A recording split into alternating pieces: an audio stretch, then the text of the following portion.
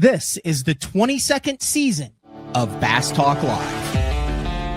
BTL is presented by Bass Cat Boats, Strike King Lures, Aftco, Pro Guy Batteries, Spro, Gamakatsu, The Bass Tank, Beatdown Outdoors, and Sunline. BTL coming at you.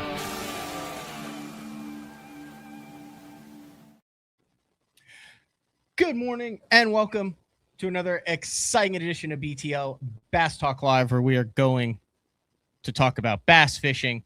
We got a very exciting show today. We have one and only JMW, James Watson. Big news in the James Watson camp coming out recently this week. We're going to dive into that. Plus a very historic date, January 1st, 2026. For Mr. Watson, who appears to be in his spacious home in the Ozark region.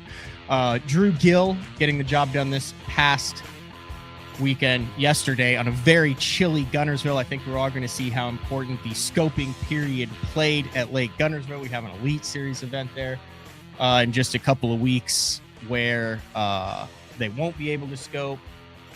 And it was pretty interesting to watch the strategy of these guys that were going down on it. You had some old school guys. You had a Mark Davis. You had a guy like Mark Davis who was like, yeah, no, I'm going to catch him on this Carolina rig and wind in this bait. And I'm not turning on the forward facing at all. And then you had guys who literally like depended on it and then tried to make it work all the way through. You had a good mix. Well, anyway, long story short, Drew Gill's really dang good. And he's supposed to be in studio on the 21st in 2 days. I have to get with him to figure out what the schedules are. We're going to film some CTL stuff. We're going to get him live in studio. That was planned a month ago, well before his third BPT win. But 82-4 on the final day, edges out Jacob Walker, 80 pounds, 15 ounces. Jacob Wheeler finds himself in an odd position, which is third place in the Angler of the Year standings on the BPT. Now they've only fished one tournament, but Jacob Wheeler in third, Burge in fourth, Bank Shaw with a very interesting day on the water ended up finishing in fifth. Justin Cooper, Wesley Strader, MDJ, Chris Lane, and Keith Carson. So a very eclectic, a very interesting group of guys who caught him a number of different ways on Lake Guntersville. I thought it was a great start for the BPT season. And then just recently, if you kind of watch any social media, you'll be like random guys driving down to Okeechobee and you'll be like, wait, what's this guy doing in Okeechobee? And it's Dual Threat Fishing. They announced now a 60 boat field. I believe that they announced a no entry fee for these guys. And then they came out with the 60 boat field. I was actually just making sure that James had his internet and his link dialed in, and he was interested in chatting about that too. So we'll just bring him in right now. Mr. Watson, thank you for jumping on BTL. It has been a while. I believe the last time we did a show, we were at a Black Rifle Coffee Company thing in Moore, Oklahoma. We did that in person. Remember that? Yeah, I do remember that. That was a couple 3 years ago. I remember that.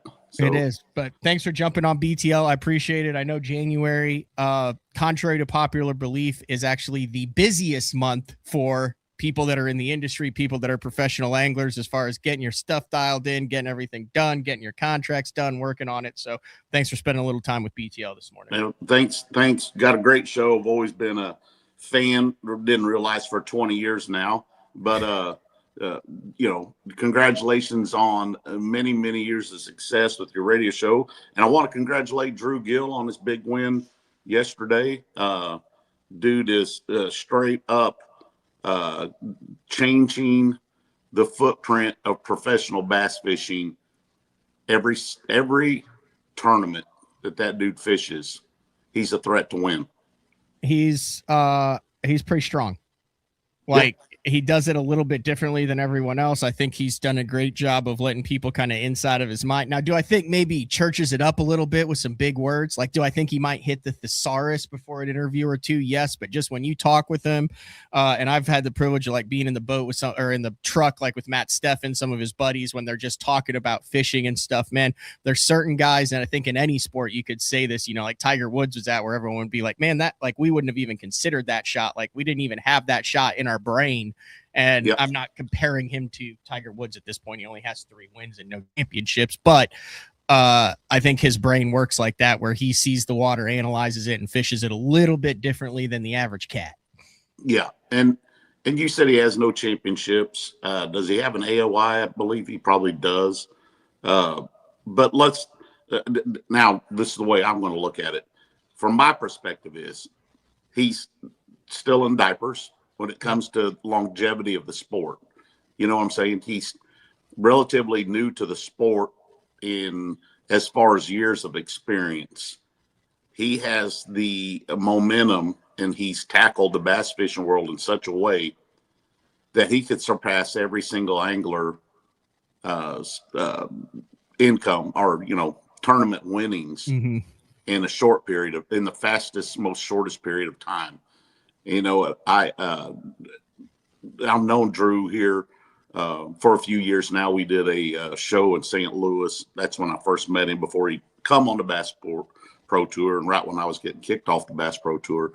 And he's very intelligent, looks at bass fishing in a completely different way. And I talked to him in December when he was here doing Extreme Outdoors, doing some seminars with some other anglers. And I asked him for his permission. Of course, I want to do a meme, bass fishing in the past, and have a picture of Dave Dudley. Well, look, Dave's a funny dude. But Dave's like me. He's not the brightest tool in the shed. But then you got bass fishing now in a picture of Drew Gill, using the abacus and with encyclopedia, Chat GTP, and AI in the background. Yeah, it's pretty interesting. Like I was talking to one dude, and he's like, "Hey, you know how Drew Gill," and I'll ask him about this when he comes in studio as soon as we know about when that schedule is. They're like, "Hey, have you ever wondered why Drew Gill is all like usually hunched over and fishing to the side when he's scoping a bass?" And Drew's talked about this, I believe, a little bit before, and I was like, yeah, that just doesn't look comfortable. Like he's always like like looking to the side, and it's because they're like, yeah, it's because he thinks that if you have a direct line to the fish, like if it's directly in front of you and you're bringing the fish towards the boat, like on a minnow or a Nico or anything like that, that fish can see the hull of your boat and your trolling motor in the water and the prop and all that, and it changes how he acts to the bait since he's looking up, at the boat. So that's why if you ever watch him scoping, he's always scoping off to the side. So as he's bringing the bait this way, the fish just has open water when it's looking up at that bait and doesn't have the silhouette of the boat or the silhouette or the shadow. Yeah, I was like, are you serious? I mean, had that in all of your time fishing the clear waters of the Ozark region, JMFW, no. Has that thought ever even remotely crossed your mind? No. See the head of that pin? Yeah. That's the size of two things: a bass's brain and mine. That's not true. You have pioneered some pretty crazy techniques in that area. The spoon jacking. Yeah. The spoon jacking. I mean, like who?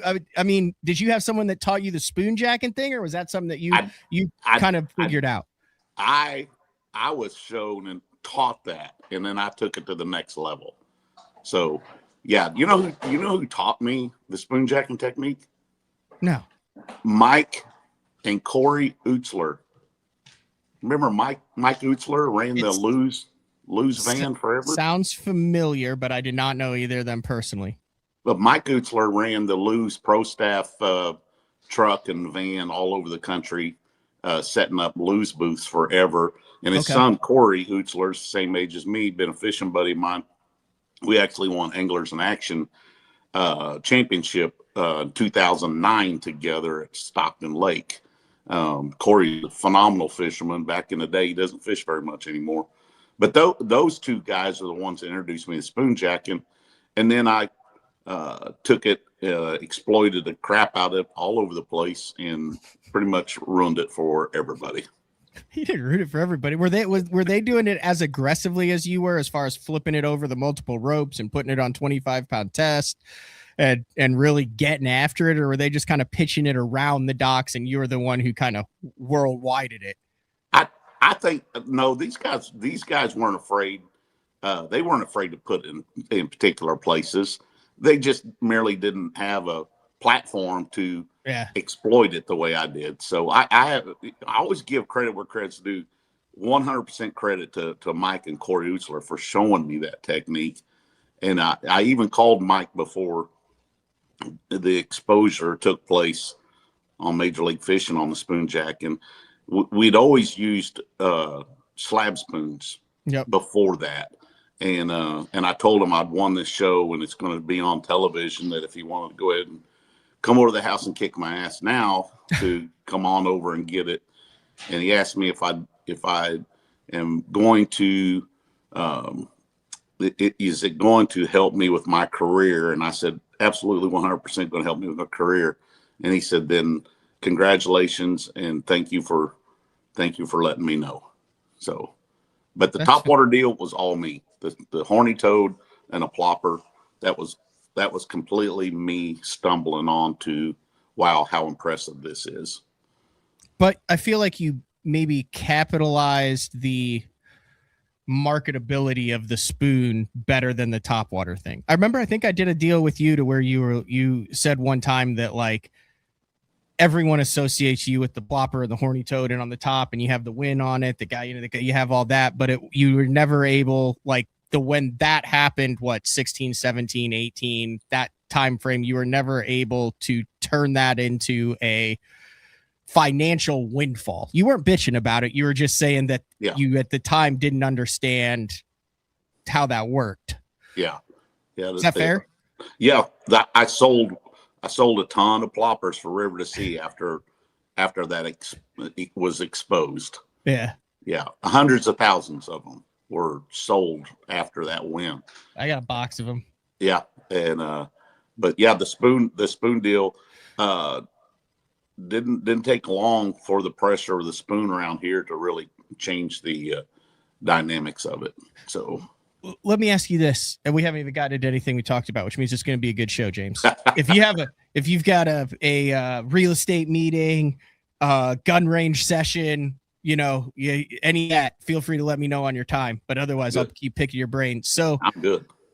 In the sport of professional bass fishing as a whole, a lot of guys associated with specific things or baits, so. What percentage of those guys would you say actually kind of designed, came up with, and pioneered that bait? And what percent of those guys had kind of a situation like you where, the people behind the scenes are like, oh, everybody thinks that's that guy's bait, but it's really old Tom's. He's, getting a biscuit at 5 a.m. every Saturday morning at the Hardee's and had been doing it for 40 years before he jumped in the boat with them. And now, it just kind of turned into the other guy's thing, even though it's not his thing. See where I'm going with that? Yeah. I think I know where you're going with that. And is that prevalent? One name comes to mind. I wasn't saying you don't have to name names. I'm just curious, but feel free if you want to. I'll say one. Andy Posh. Is it Posh? Alabama rig? Mm-hmm. That dude. Yeah. I remember that dude peddling them at the boat ramp at Pickwick when the Alabama rig came out. So he was the guy that as far as I know, his history follows us. He's the guy that really put that all together and made that happen. Yep. And then sold it to Mans. Yep. Yeah. But I think anglers are, this is going to change. We could talk a whole 2 days about this, but the dynamics of fishing styles and what a person's known for is rapidly changing right in front of our face. That's a good point. There's not soon, at least on the Bass Pro Tour, because of the small field size, which will probably be cut down to 30 here real soon, guys. There's some facts about that. It'll come down the pipe soon, but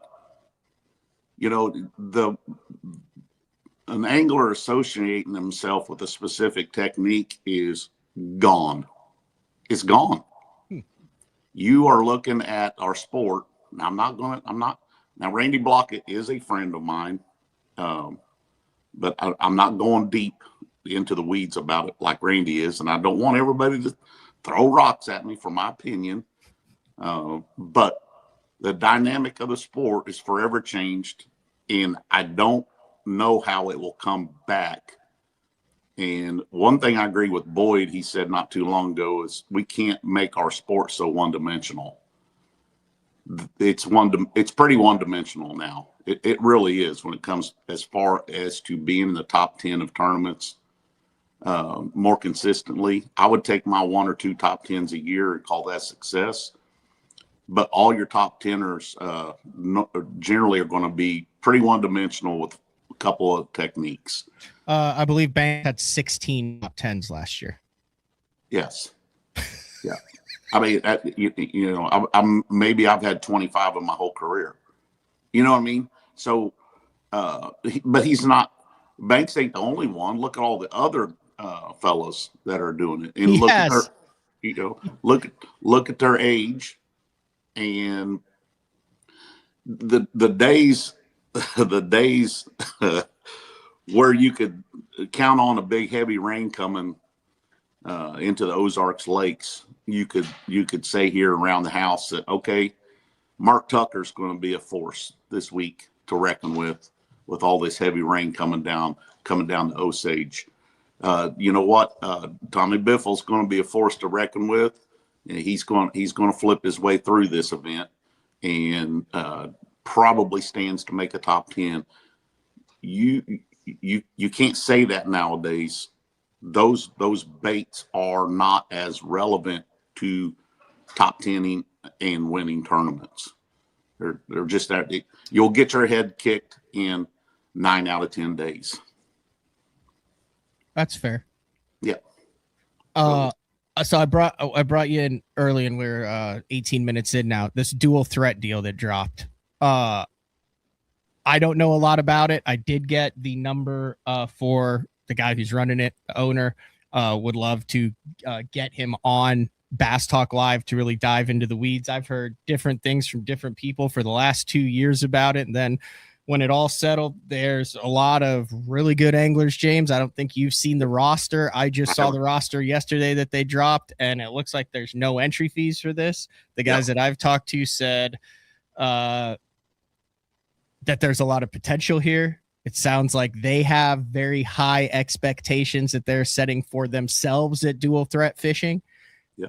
And we're going to see how this thing goes as kind of what I would say the first high dollar nationwide team tournament that dips into the 6 figures and plans on becoming a player at the top level.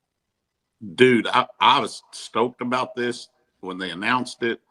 I'm excited about it. I hope it does well because I love team tournaments. I seriously do. I've had great success in team tournaments around here. I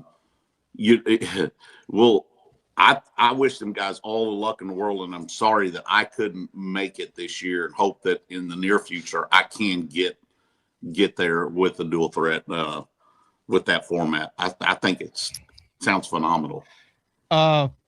Like I said, I wasn't exceptionally clean as how they got to the 60 teams here. I know that there was, that with the entry fees and all that. Now it's but man, you look through this list that they came out with, and it's on dualthreatfishing.com with the roster.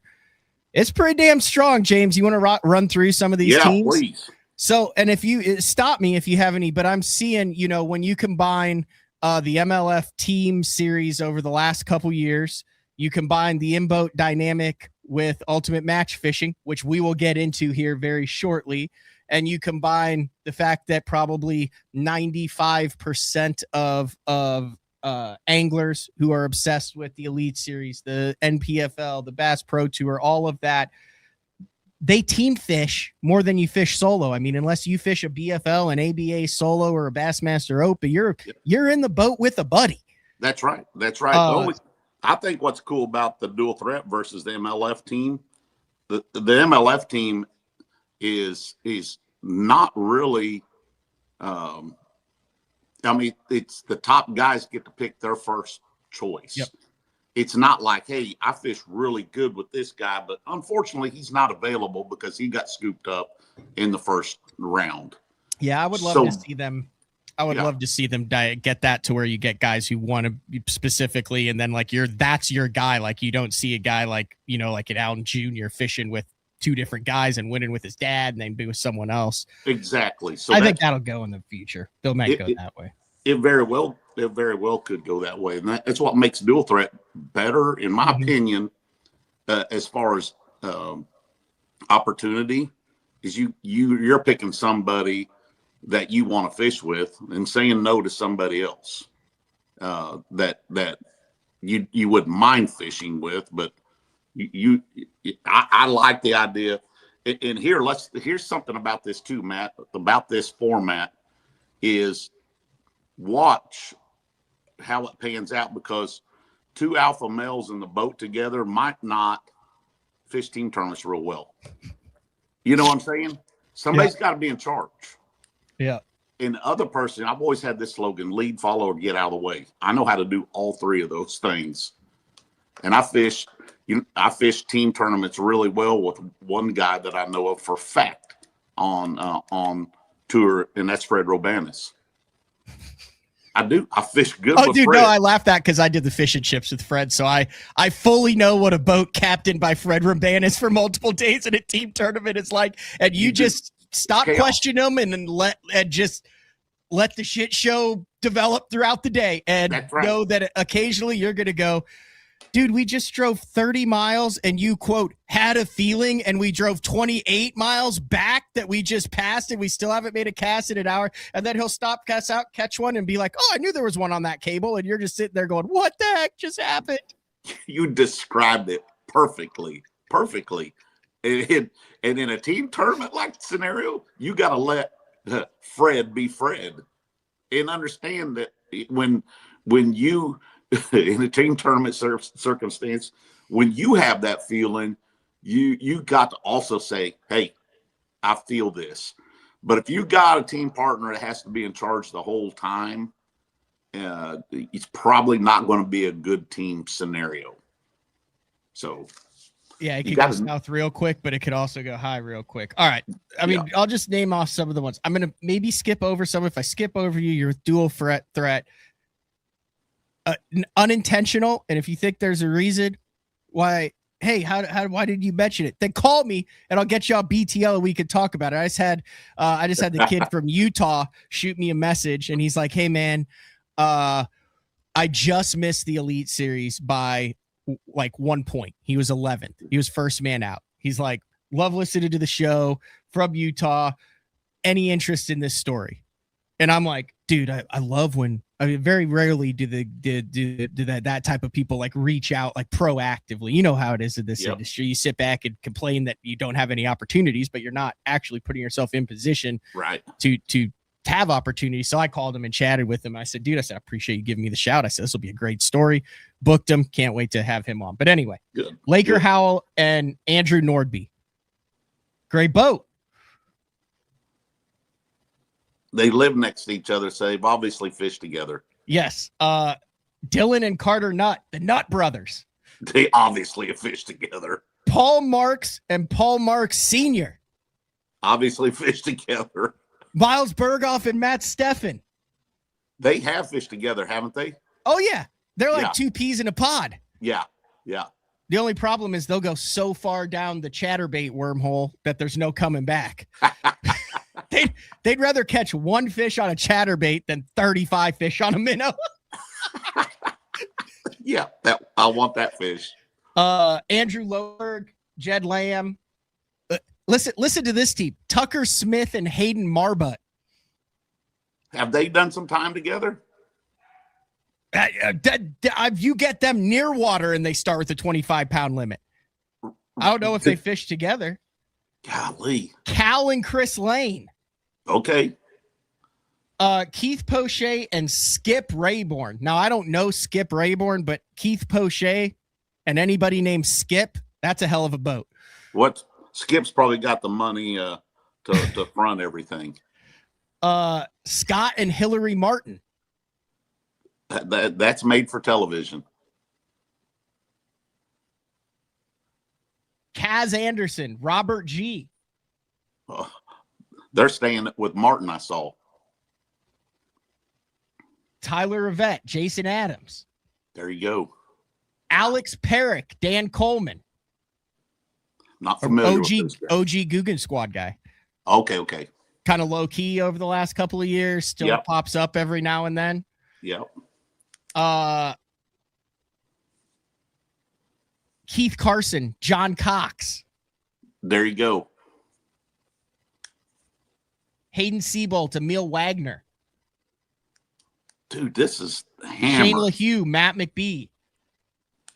Why did I think Shane LaHue was fishing with Matt Robertson? He's fishing with Wendell Anderson. Okay, Wendell, that's right. Cooper Gallant, Blake Capps. Wow.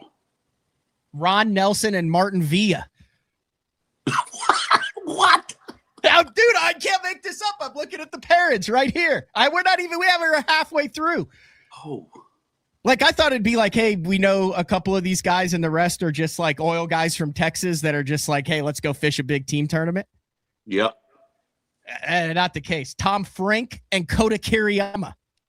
For those who don't know Tom Frink has won a lot of money. Is he out west guy?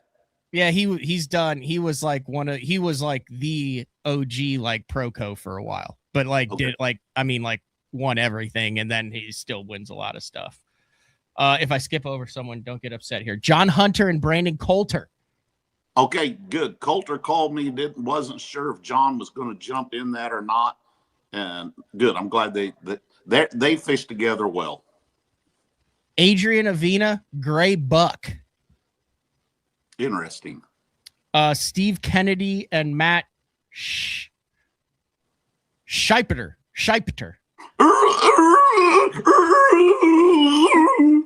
Hopefully Matt has a good follow-up bait for all those fish that follow Steve's swim bait to the boat.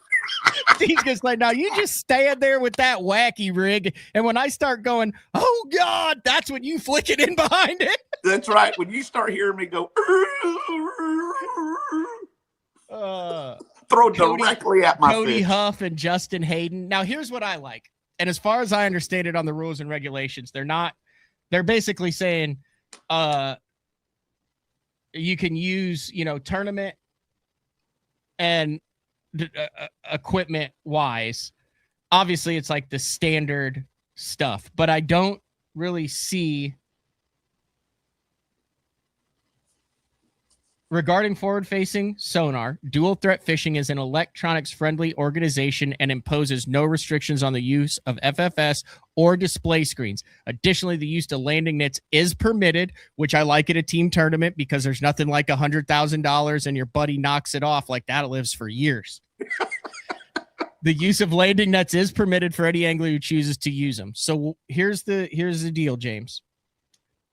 I fished a tournament before where the guy, I said, hey, I'm scoping in the middle. And he goes, yes, I've been waiting to draw someone. Do you mind if I bring my scope?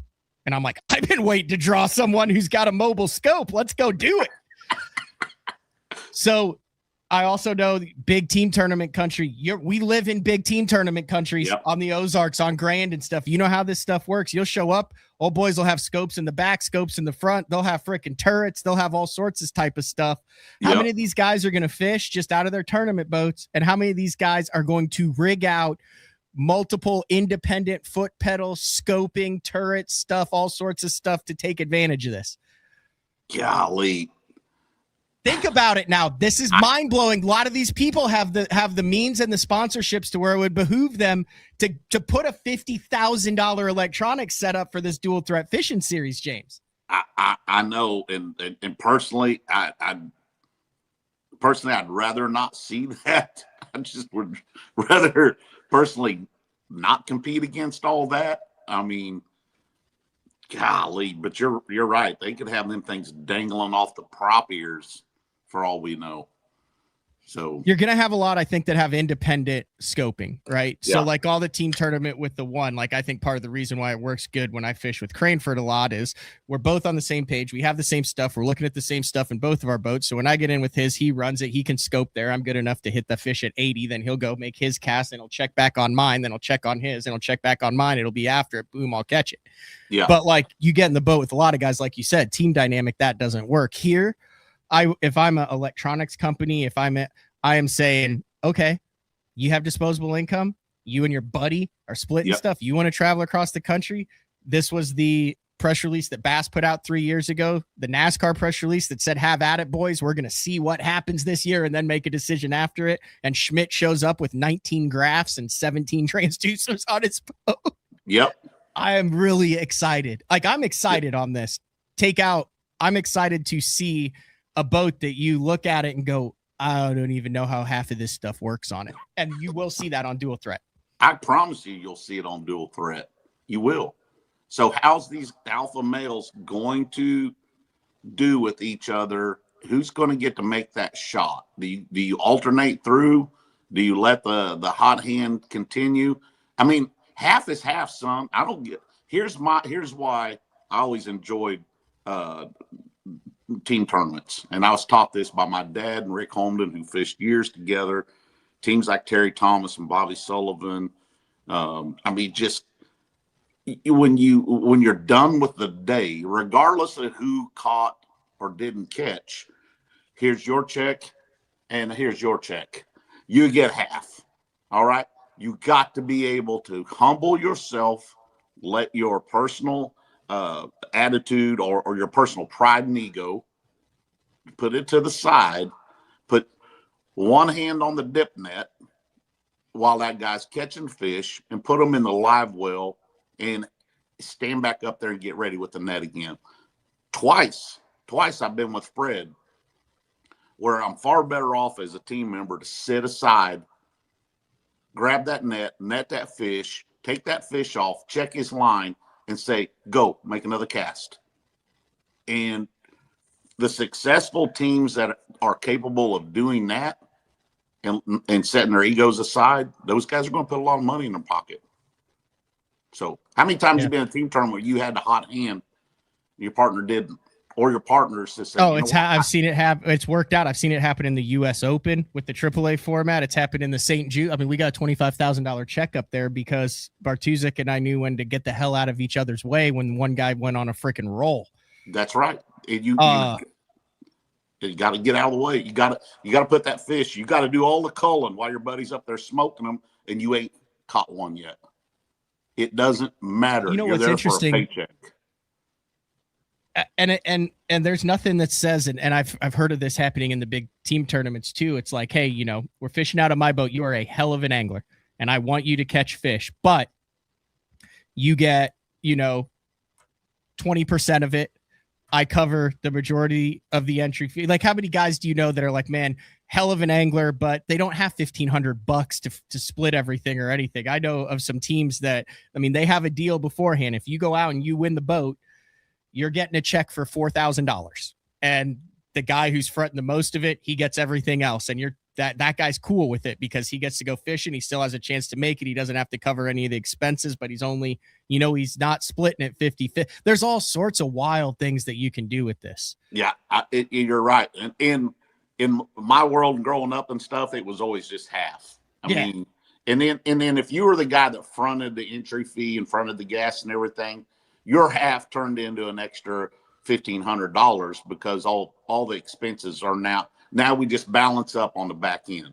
Does that make sense? 100%. Yeah. So if the winnings was 1,000, you split it 500, and then your buddy hands you another 100 for gas and entry fee. So I don't know exactly how this is going to be covered. I don't know of any live stream right now on it. I know with the Martins in it and Alex Perrick in it, Alex gets 100,000 views on everything that he posts. He only posts a couple times a year now. Scott and Hillary are going to have this thing dialed into the hill. You fished with Scott before internationally, James. Yep. You understand how that, and I mean, it's not Scott with you understand how that, and I say that the operation works.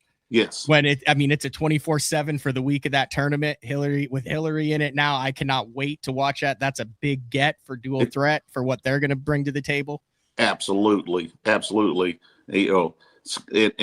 I enjoyed fishing with Scott, and Scott's definitely going to be the alpha in that boat. I can tell you right now. So, I can see Hillary being like, "Okay, Dad, time has passed you by. I'm gonna scope this fish out of this lily pad stuff."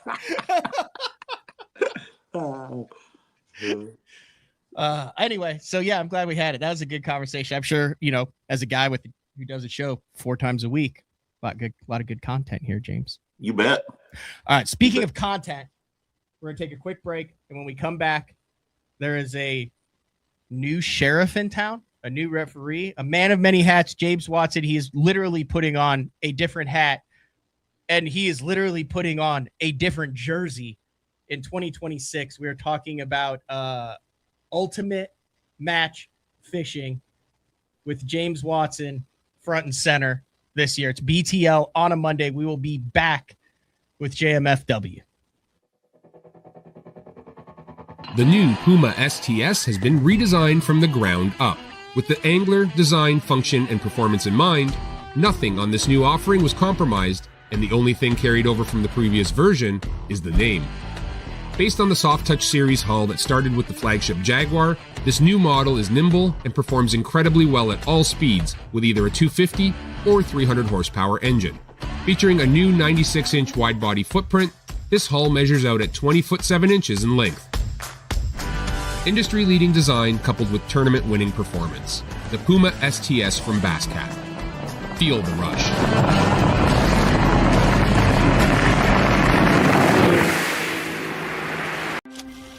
Before there were hashtags, there were handshakes and shared stories. They gave us confidence to make our first cast and chase our dreams. They taught us to fish, and in the process, taught us about life. They taught us that success isn't just about reaching the top. It's about lifting others up. The future isn't just about selling tackle. It's about 3 simple words. Let's go fishing. Here's to the original influencers. At Beatdown Outdoors, we know you depend on your gear to hold up in any condition. We built for that. We test for that. In fact, we pride ourselves in that. Because we know when the time comes to test your gear, you aren't going to take it easy, so we won't. We build premium, made-in-the-USA products that you can rely on in the moments when your equipment should be the last thing on your mind. All right, welcome back. BTL on a Monday, chatting with JMFW James Worldwide Watson. I didn't mention Fisher and Naya is doing this. I think South's doing it. Kyle Patrick. My buddy James Big, Christian Greco, Matt Messer. It's a strong field. It's unbelievable. If it is ran right with the start that they have and the no entry fees right here, there's no reason this shouldn't be a home run. I wish it all success, and I hope that it is a home run. Gerald and I talked about fishing it due to his knee surgery and some other conflict of schedules with the MPFL and what we got going on this year.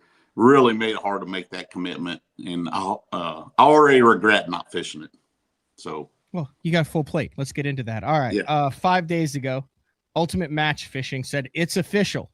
James Watson is the new Ultimate Match Fishing co-host and referee. See you this summer on Outdoor Channels TV. Now, yes, James, this has been around since 2005, 2006. You have Joe Thomas. You have Fish that's been in there. You have Mark Randolph. I mean, this is like the Ultimate Match Fishing was around before there were made for TV things around that had the element of in it. So to me, UMF is a little bit of an institution with Mark Randolph having been there from the beginning, but then it's all about the guys on the matches. Walk me through how you ended up shoulder to shoulder with Joe Thomas, not only calling the referee as the referee, but also as the co-host of the show. Well, first off, congratulations. Yeah. Thank you. I've been talking for a few years with Joe because I've been a competitor on it, I think 4 times. I won it in 2022 at Pickwick. Always been a big fan of the show itself. And once I got on it, I was like, TV's always, I feel like, been my element, even though TV's kind of slowed down a bunch due to the wide popularity of live streaming and YouTube and everything else that's going on. But, I let Joe know a few years ago and Jim Kramer know that I'm seriously interested in shifting from full-time tournament fishing to more of what they do and what they've got going on, and being more on the water commentator or involvement with some kind of production such as theirs. And they approached me a while back and said that they needed to make some changes due to the industry and the way things are going. And I made a little investment with them, and they made some changes and brought me on board. I got a little skin in on the game. I like it. So what can we expect? We've seen it throughout the year. Now, I mentioned that before. So I feel like there was like a 6 to 8 year period there where Ultimate Match Fishing was can't miss TV. You had guys cutting other guys' lines. You had the biggest names going up against the biggest names. You had wild strategies that were in play. You had guys in tunnels that were putting other guys on the back half that they couldn't catch. You had certain seasons that just, I mean, it was kind of like the Desperate Housewives fishing edition, but like where you'd still learn. It was everything that we wanted that is trying to be manufactured now, but it was in the TV show. But then on top of it, you had the legitimate competition. It was made for TV, but it wasn't, because you guys, I mean, you fished it 4 times, but then it seemed once the social media 2020 kind of on, I don't want to say it's gotten lost, but there's been so much more content. Like I can turn my phone on live stream. A guy can turn his phone on live stream. We can have a one-on-one match. We can make it super easy. And it's been kind of hard for UMF to kind of find its place over the last couple years, but for a decade, man, there's some magic in that format of getting 2 guys going head to head in the boat with those rules and putting a camera on them. We want that magic to come back. It seems like, I'm guilty of being too nice at times, and it seems like that understanding and of respect for your fellow angler has gone next level, extra super nice. So we're hoping that maybe I can provoke these anglers to have more, I don't know, tenacity or like excitement about it. And I want to draw out more personality. I need to be, I tell myself this. I'm like, I'm not the star of the show. The anglers fighting against each other for that next catch is the star of the show. I want to add to the show, get the anglers amped up, a little more excitement about the show, draw out the personality or lack of personality of particular anglers, and that's what we're going to do. As far as how the dynamics are going to work, then primarily you and Joe will be kind of the face of the UMF show moving into the 2026 season. That's correct. Yep. And you're still going to have the stripe. I mean, I saw in your promo, you're still going to have the stripes. You're still going to be calling the penalties. The format for UMF is going to basically stay the same, where you have the 1 through 4 periods. They flip for the periods. There's a set of rules, casting in front of the boat. You guys follow around and then film it, I would assume, with the NDAs, and then it comes out on the Outdoor channel this summer. You nailed it. Nothing about the format is changed at all. That's it.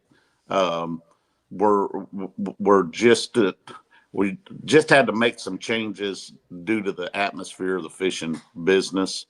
I mean, I've even got one 30-second commercial that I personally get to sell to somebody, and I'm still looking for a company that wants to be a part of the show. Is part of my pay back into the show. So we're one of the things about the show that's really tough is the schedule. We've got a 7-day window that we've got to get the anglers. Believe it or not, it's not the easiest thing in the world to get 8 anglers that are able, not willing, but able to fish the show in a 1-week window. This is hard with all the scheduling. So I'm not afraid to announce this, and I can. This season will be filmed right here on Table Rock Lake, and will be in April. So, and due to scheduling on some of that too, Matt, like our champion Spencer Sheffield, he's going to have to come back to another show. He can't make it this year, so we'll move him to another season. He deserves that. He earned it. So he will not be a defending champion this year due to scheduling conflict on Table Rock. And again, to get Bassmaster Elite, to dodge the Bass Pro Tour and some of the other things that are going on, that's a big challenge in the show. We're pigeonholed to that. Interesting. Yeah. I remember, you guys have done the college edition. That was a big deal. My team partner at University of Oklahoma, Chip Porcher, they did it on Oneida back in like 2008, 2009. Like he was a big part of it. I'm trying to think someone mentioned it here, but was it Kelly Jordan who kind of exposed the flutter spoon offshore on Ultimate Match? Like there's been some techniques that UMF has kind of, guys haven't really talked about that weren't on camera until they were in the boat and, would go up there and start jacking them. But I know KJ with the spoon that blew up. And then what was the line cutting incident that was that Luke Clausen? I was trying to look it up, but I just remember for a solid 2 or 3 month period, the entire fishing world was talking about like the guy who was fighting a fish or something. That's one of the guys like reached over and cut his line with a pair of scissors. What was it? Was it Luke and Brent Ayler, or one or both of those guys? It might have been like that. If anybody, I know people who. Well, no, it said I remember Luke. Yeah, Luke Clausen threw Brent Ayler in the water.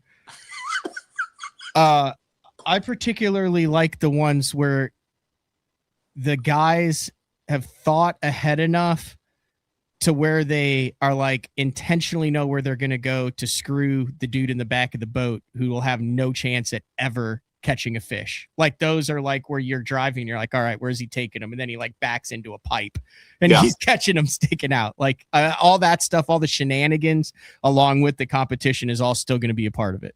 Yeah. And that's a strategy. There is strategy, believe it or not, in this format. And it's hard. Hell, I've had to fish against gosh dang it, where was this at? Matt Lee at Pickwick, and he won the toss, and he goes in the back of Bear Creek, and I'm catching my fish down the lake in that other big creek, forgot on Pickwick. It was a 20-minute run, and you only got, or 25-minute run, you only got 90 minutes to fish. So sometimes you're in, and when I won against Jacob Wheeler, he was way up the lake catching fish, and I just kept the trolling motor in the water and was fortunate enough that he was fishing the same kind of stuff upstream that I was fishing downstream, and beat his ass. So, but that don't always happen. You don't always have the right kind of deal going on out in another guy's area. So still on Outdoor Channel, still hour long episodes, half hour long Outdoor Channel, World Fishing Network, and it start airing in July. So last year's show was not very good, and here's why. Lake of the Ozarks is froze over right before we got there. It was horrible fishing. I mean, I consider myself halfway decent at Lake of the Ozarks any time of year, and I struggled to get any. Was that the one that they had a Toyota somewhere around there or something, and it took like 3.5 pounds to cash a check or something like that? Like if you caught one both days, you basically like were in the top 20. Yes. Yep. And unfortunately, for production reasons, you can't dodge that bullet. No. I mean, and then you get the Karens of the world hating on you. It's like, oh, this show sucks. They go places there ain't no fish and this and that. A lot of fish in that. Is there any? There's no. I mean, unless it's a literal tornado at the time of the filming, I don't think there's any way you can go to Table Rock in April and not catch fish. It should be freaking phenomenal. It should be. I mean, unless there comes some kind of weather situation where the leaves are already coming on the trees, the spawn's starting. I mean, we should land right on the spawn, or right just a little bit before the spawn as they're coming up.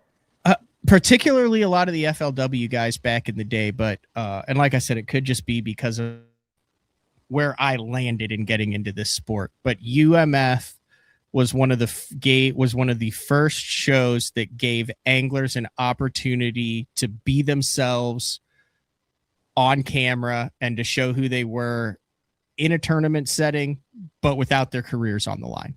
Well, I think it did a really good job of launching a lot of careers of talented anglers who had the personality, but hadn't been given the opportunity to show that personality on air. And it was badass. I agree. And where did Major League Fishing really figure out this stuff? I mean, also, the thing with Major League Fishing is, once you went to the 10 cameras and started cutting, you still weren't able to really see that personality because it was just fish catch, fish catch, fish catch, fish catch, fish catch. And then on the Elite Series, it was, hey, I'm not here to entertain. Especially once live first came out, like there were very few guys that understood it. You're there to catch freaking fish. This was a great mixture of both. You have the chance to win $50K, to be the champion, and as long as you're performing and you're on it, you get 3 or 4 or 5 episodes that everybody's watching, that everybody's talking about afterwards. Like, I think that there is a very big footprint that Ultimate Match Fishing has, and I think there is a big niche that it can continue to fill even in a day and age of endless amounts of media every single day. I believe so as well. It's really where Major League Fishing got their idea from was Joe Thomas's show. I mean, this was the beginning of everything, and we hope that we can revive that. I think one of the things that I'm hoping we can change about this too is have more than one show a year. I mean, I've jumped up and down, and it all boils down to money and having the ability that's of sellable product. That keeps Ultimate Match Fishing from having a few events a year. So we're hoping to bring that back. We're hoping the popularity comes back with it. And we pick some great anglers with great personalities too. Mm-hmm. That's one thing you got to be careful with in how you label things. I don't know the best way to say this, but Joe likes the idea of showing off fishing talent. Jim Kramer, the production, wants to build a television show. So you got the two of them. Yes. All right. And I'm leaning more towards Jim Kramer's. I want to build a television show. I want to see personalities. I want people to go, what the hell what did he just do? Did he just make that phenomenal flip up underneath there that nobody else would ever dream of making and catching a 4-pounder? I want the best of both worlds. I want my cake and eat it too. And we're going to try to produce that kind of television show that's exciting, that makes anglers talk, makes anglers want to, fight over one of those 8 slots on this television show everywhere. And again, make it a marketable product to put in your resume. You spoke of that, Matt. When you and I started in the business and actually started fishing and competing more, we're trying to make ourselves marketable. How is it that we can get paid to go do these things, and then when I get home, I'm still profitable? Even though I spent $5,000, I come home, I didn't make a check, but that's all right. I'm profitable because I'm marketing with the right people and they want me. And that's what we want to bring to this show. We want it to say, you've been on Ultimate Match Fishing. Well, that's good on your resume. We want that. Yep. So it's criminal that I haven't had Joe Thomas on BTL before. As we get closer this year, I want to make sure I get him on. I don't think a lot of people realize his kind of pedigree, not only almost a decade on the FLW tour, but he was one of those guys who started his career as a young guy with an All-American win. Yep. And the 100, and was one of the early guys who understood that if he's not going to be able to make hundreds of thousands of dollars a year just straight up fishing, he was always good fishing. Yeah. Like, he won the All-American, but he was never a Kevin Van Dam. No one is. There's only one. That's why there's so much marketing and so much building a platform in this. But he's a great example of a guy who got his foot in the door in the industry, took some time to understand it, and then has maximized it. I mean, dude, like, he won that All-American 30 years ago, 40 years ago, and has taken that and turned it into a career on the water, a career off the water, a career in tournaments, a career. And then obviously the last 20 years with this, with this ultimate match fishing. I would love to get him on and pick his brain. Well, he'd love to get on the show with you. I'm certain of that, because Joe's a good guy. There's a lot I've learned in this sport and in this business from a few people. Jimmy Houston being the first and foremost. And then Joe Thomas. I mean, Jimmy just has a business mind about himself and a personality. And I saw that long time ago. It's like, man, that guy's cool. And he knows how to monetize his coolness. Joe's the same way. Joe's a good speaker. He's terrible. And I'll say this to his face all the time. I call him 10-take Joe. Oh, 10-take Joe. Because when it comes down to, hey, we got to shoot this shot right here, and Jim would be like, all right, Joe, we got to introduce Pickwick Landing as our spot this week on Ultimate Match Fishing. And Joe will get up there and says, welcome to Okeechobee Lake, and we're on, Really? In Hank Parker's Outdoor Network. What? Where did this come from? I mean, so 10-take Joe.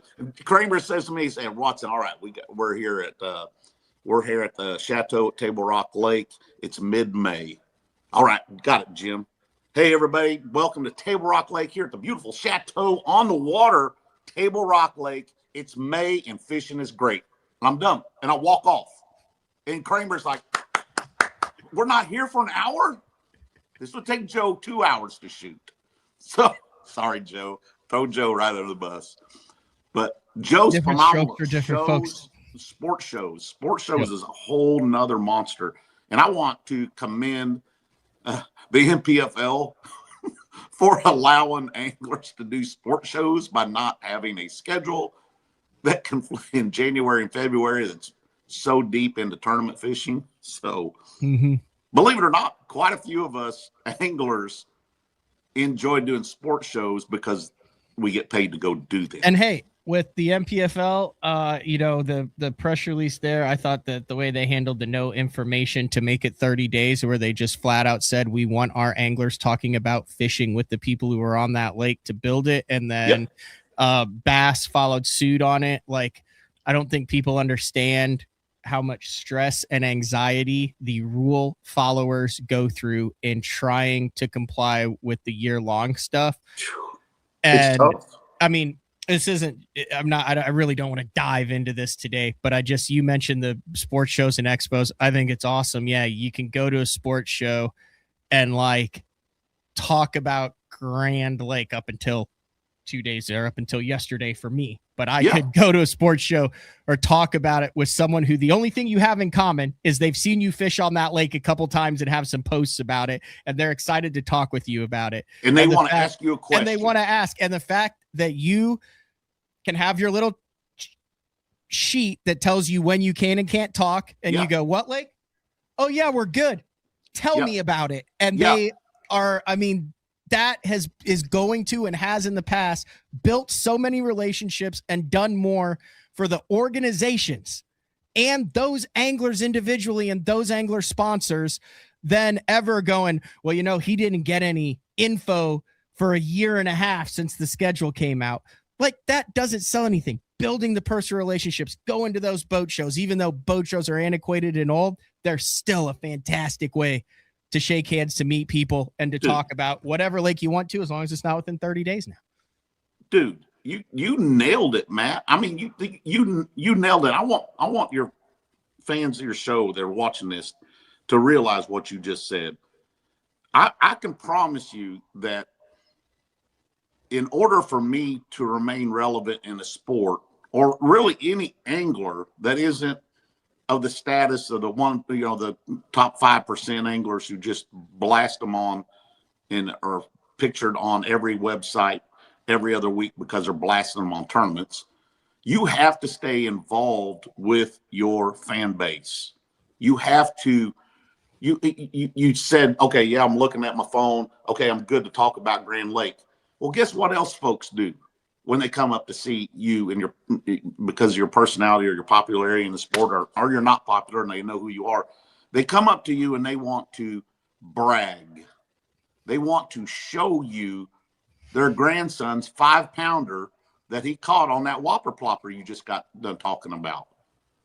And what can you say if it's off limits? A, you're not scared to look at the phone, and B, Yeah. when he starts to say, and guess what he caught it on, you go, Stop. la, la, la, la, la, la, la, and run away. And now he goes, man, Watson was a dick. Dick. Right. And has no understanding why. And it's you trying to do the quote right thing. Right. Right. Dude, you can't. Look, I've been able to barely catch enough fish in this sport to maintain my position in the sport up until my firing of the Bass Pro Tour. All right. I always requalified. I stayed in the sport, but I've relied on my personality and my ability to make people laugh. And if you become unapproachable in this sport, you better goddamn well catch the shit out of bass. Because if you don't have a personality, you better catch a lot of dang bass. Well said. You said the firing of the sport for MLF. Are you cool dabbling there, going there? I have some questions that I asked because I kind of opened the show with JMFW. There's a significant date that passed 19 days ago. Let me set the stage. Let's go back to press release March 29th, 2024. MLF news release plastered everywhere. Major League Fishing announced Friday that Bass Pro Tour angler James Watson has been suspended for multiple violations of the standards outlined in the 2024 Major League Fishing Angler and League Participation Agreement and the 2024 Professional Bass Tour Talent and Promotion Agreement. Watson's invitation to compete in the Bass Pro Tour has been revoked, and he is prohibited from fishing in any MLF sanctioned tournaments while serving his suspension. Watson's suspension began on March 29th, 2024, and will continue through December 31st, 2025. Watson may reapply to compete in MLF tournaments beginning with the 2026 season. So that has come and gone. I have not seen any press releases, statements, news releases, or Instagram or Facebook posts. Where do we stand in our MLF Major League Fishing nearly 2-year ban, Watson? Well, first off, I haven't registered for any tournaments that are MLF sanctioned as of today yet. Okay. There are a couple I'd love to fish. Are you planning on reapplying for? It says Watson may reapply to compete in MLF tournaments beginning with the 2026. Is that something that you may explore the option of reapplying to see if that is even an option? Well, first off, what do you do? What do you do as an angler if you want to fish a BFL, Matt? You make sure that you're a member of whatever league that tournament is in, and then you sign up for said tournament. Is that applying? Well, here's what I would say no, because, well, it said league agreement. He is prohibited from fishing any Major League Fishing sanctioned tournament. Yes. Okay. If you're Watson may reapply to compete in MLF tournaments beginning with 2026. What? Okay. Yeah, I would say that that's applying because it's not, they didn't say that they revoked your MLF membership. There you go, buddy. Do you see the smoke and mirrors? It never ends. I'm just listen, before we go, I'm just asking your opinions on this stuff. I've had Boyd on, I've had Chase on, I've had NP, I've had everybody on here, but this is a valid question. This is news. It is a valid question. It's a valid question my attorney asked after spending thousands of dollars. I mean, I'm not a victim. I'm not acting a victim. I'm not being a effing crybaby like some people have said. I just want to understand myself. I want to understand the rule that I violated. I want to understand, why did you get banned, or why did I get banned for 2 seasons? What does reapply mean? Does that mean I can send my entry fee in for a BFL here at the end of January on Table Rock Lake and actually fish it? Or do I have to formally engage with a fancy letter coming from my attorney directed at MLF or Stan Kroenke, whose attorneys piled on my attorney like freaking unbelievably large amount of attorneys after my attorney? I mean, what does it mean? All right. Here's what I can tell you. Do I miss fishing MLF events? Absolutely. Do I dislike MLF employees or people that run MLF tournaments? No. But what I don't understand, or I do understand, and what the general public doesn't understand, is there was a reason they give me a 2-year ban. Boyd wanted to make sure that my career average was forever erased, and the ability for me to come back to the Bass Pro Tour is truly from scratch. And setting me aside, knowing the opportunities and my involvement with BFLs and Toyota Series, he's like, I'm going to show this guy never to F with me, and he can't fish anything that we got, period. And mission accomplished. It worked. So I didn't get to fish anything. Now you can almost have a tragic accident talked about, running boats and breaking rules and doing these other things. And then those particular tragic circumstances only lead to a suspension for a few months. My suspension, because I've clashed with Boyd in his conflict of interest and his involvement in selecting and sponsoring and participating and all the other conflicts of interest, I just simply got tired of it. Our sport, and whether you agree or not, I can tell you, I believe 100%, our sport changed dramatically twice. 2019, when the Jihad took place, all right, and Bass Pro Tour stood up. That would be the split. That's right. All right. Between Bass and MLF. That's right. And the end of FLW and MLF kind of took place at the end of 2019. This thing had all been done, but that year, kind of 2019, was the year of the great split. Before that, it was between the TBF and the Federation with Bass. No one remembers that. That was a big deal then, but this was when 75% of the anglers chose to go fish the Bass Pro Tour, leaving the Elite Series out kind of in the cold.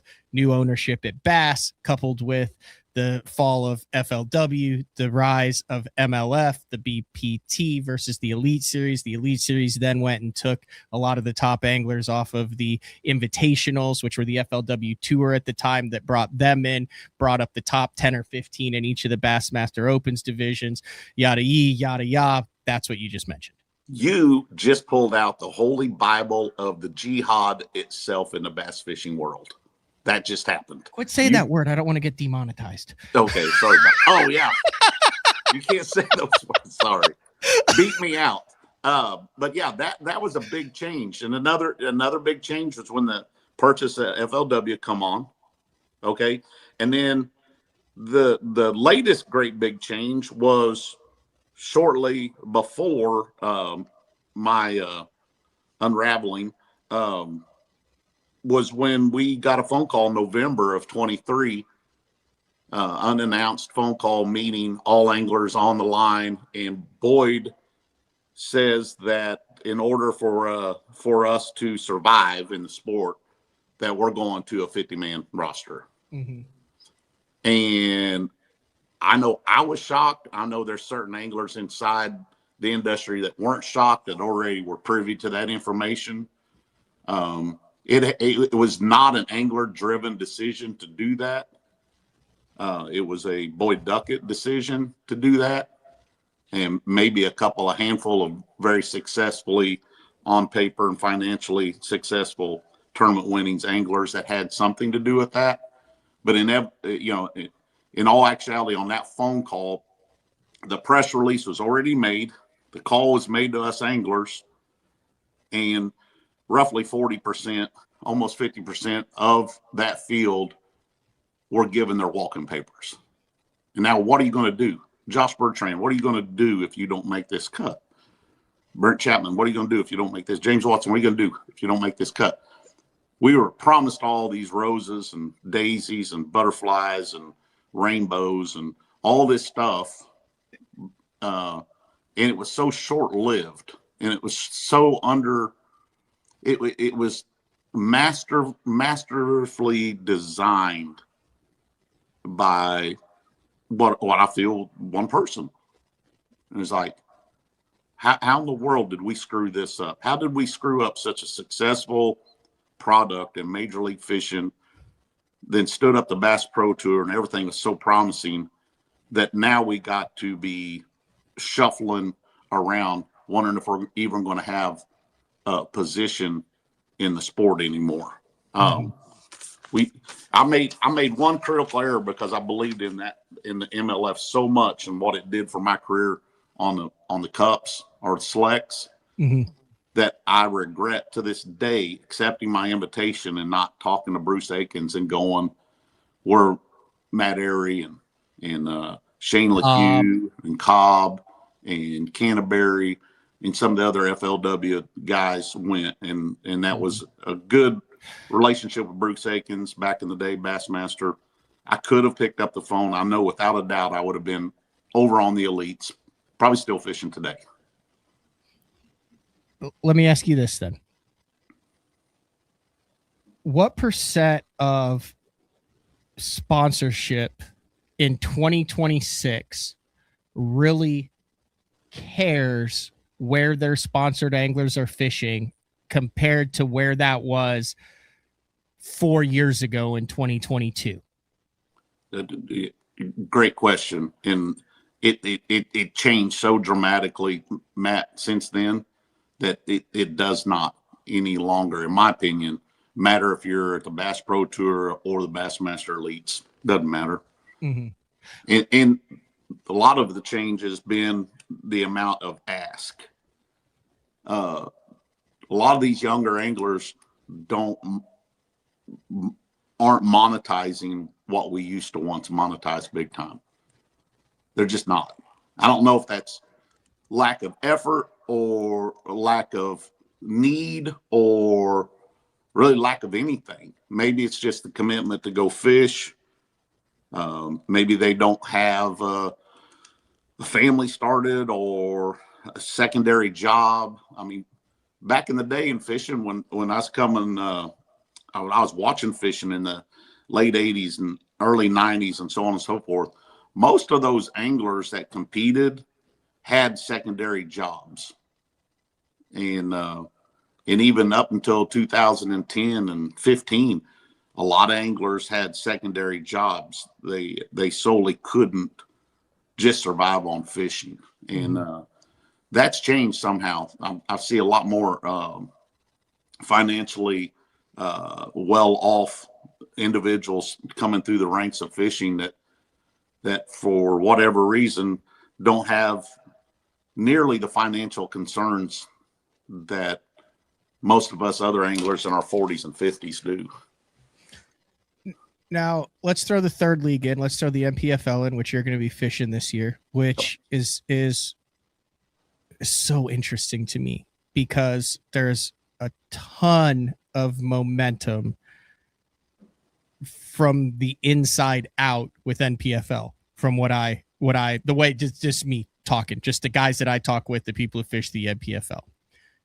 But there's also a struggle with getting meaningful eyeballs on the NPFL that turns viewership into sustainable profit because of how much live streaming of top level events exist and the cost and all that.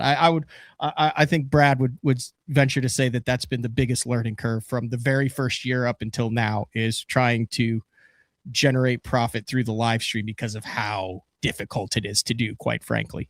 Came out of the gates, guns blazing, 10 cameras, 10 boats, all that, hundreds of hours of live stream, working and finding it. You're fishing the NPFL this year.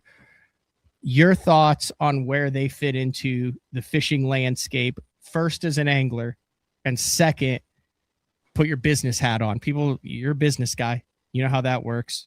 Their value in the industry from a business standpoint.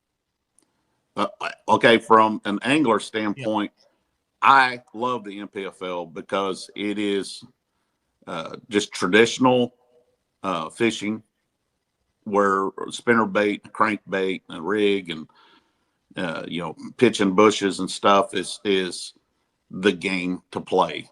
You're not competing against the technology of electronics.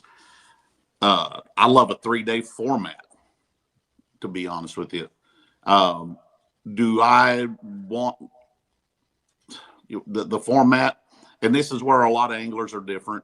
I personally wish that the day 3 was cut to the top 50 or 10 places past the check line. Just put you out of your misery. Put you out of your misery. Yeah, take what points you got and get on down the road. Unless you're a Zach Burge, you could show up and check in 2 days, days 2 and 3, like right. A savage. It's like, he is savage. That dude is a fishing freaking phenomenon. So, but also if you're down here's if you're worth anything as an angler and you're down in the lower portion of the tournament standings after 2 days, if you're worth anything at all, you're not going to do what you did days 1 and 2 all over again on day 3. You're going to flip that boat around and take it to the other end of the lake, and the possibilities of you landing on or near somebody that's doing well have greatly increased.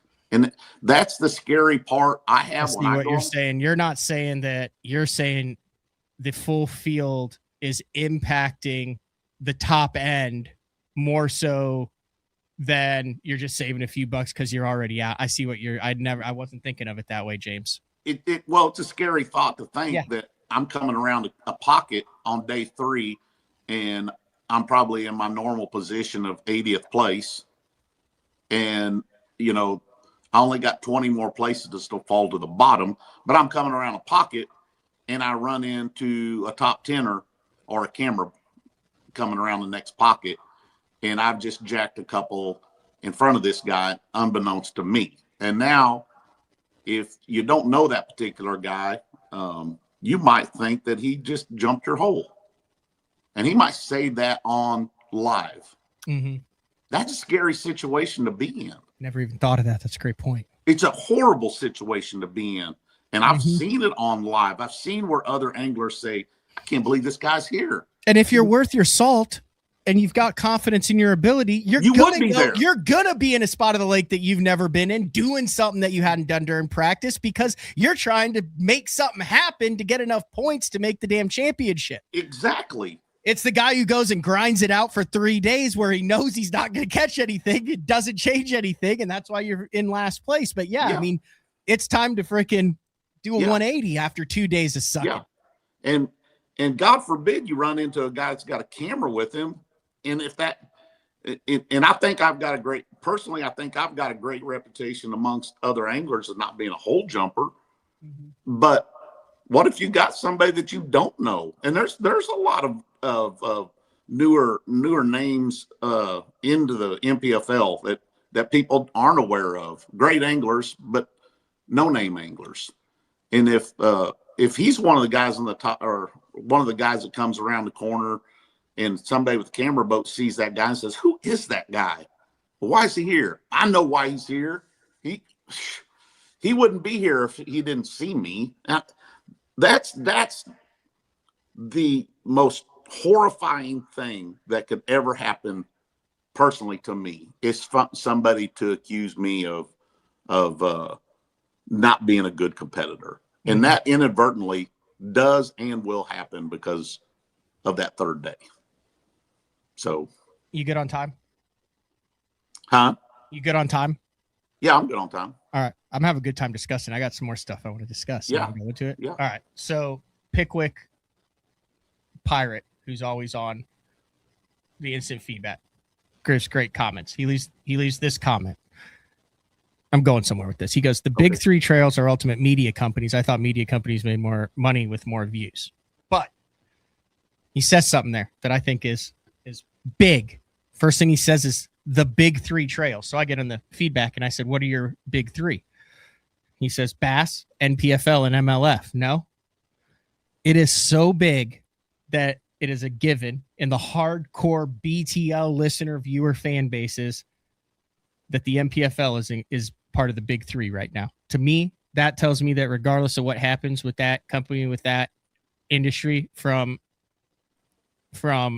October 30th, 2019, when Bass Fan, we had it on Bass Zone 2, coming in 2021, plans for a new tournament trail announced. The fact that on January 19th, 2026, you can have this comment right there tells me that for all the BS they've had to put up with and the mistakes that they've made, the NPFL has done a lot of things right.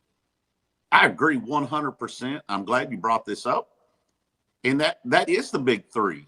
And I'm not saying it because I'm a part of any of them. It is the big three. And when are the Mercuries and the other companies of the world? I shouldn't say Mercury, because Mercury did help NPFL. Mm-hmm. When are some of the other industry names going to realize that the hardcore tournament bass fisherman, like the Pickwick Pirate right there, follows the NPFL? When NPFL can go to those companies with an ad send and show the numbers. That's right. Until then, like, I think there might a lot of people that do it, but that's what I'm saying with their TV stuff, with their coverage. You know, they brought Ken Duke on. You guys have great roundtables. They've had you on for years. Yep. They're trying to figure that out. But right now, you want to talk about professional anglers fighting for the same slice of the pie with endemic sponsorships. Talk about the organizations fighting for the slice of the different pie. And that's the ad dollars that people are willing to spend. And I think that's where they're trying to figure out where the most juice in that lemon is to squeeze to be able to go and say, okay, look at our field, look at who we've got, look at what we've got, and now look at these numbers. I think a lot of reason is it's hard to get the live stream numbers. Yes. Yeah. And that's the business side I don't have the answer for, Matt. I personally am involved with the NPFL. Of course, I love them. I like what they're doing. I like their no BS. How they run a tournament is so just good. Like, I know at any given point, if the tournament, one of the persons that assist in the tournament tells me something, they're saying it for a reason, and I better follow that instruction. Because if I don't, and I've been told, I know that I, even myself, could be eliminated from that tournament because there is no favoritism when it's given there. The NPFL looks at every angler from my friend Harry Moore, who's been fishing bass tournaments forever. Not a huge success in the bass fishing world at all, but Harry Moore stands a chance of getting DQ'd. I stand a chance of getting DQ'd. Gerald gets a chance of being DQ'd. It doesn't matter who you are. Brad's going to DQ your ass when a DQ is warranted. And as a competitor, I respect that. I fear that. that, and I want every angler that I compete against also be fearful of their opportunity to get DQ'd or reprimanded for their breaking of the rule, inadvertently or on purpose. Okay, so here's some of my other thoughts on the NPFL that I've never shared publicly. Okay, like 17 of the top 20 guys current either BPT or Elite Series anglers, right? Okay. So you have $100,000 for the first place, and you have the checks and stuff. Yeah.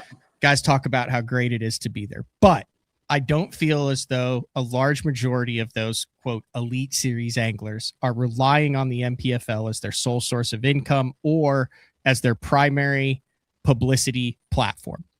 Correct.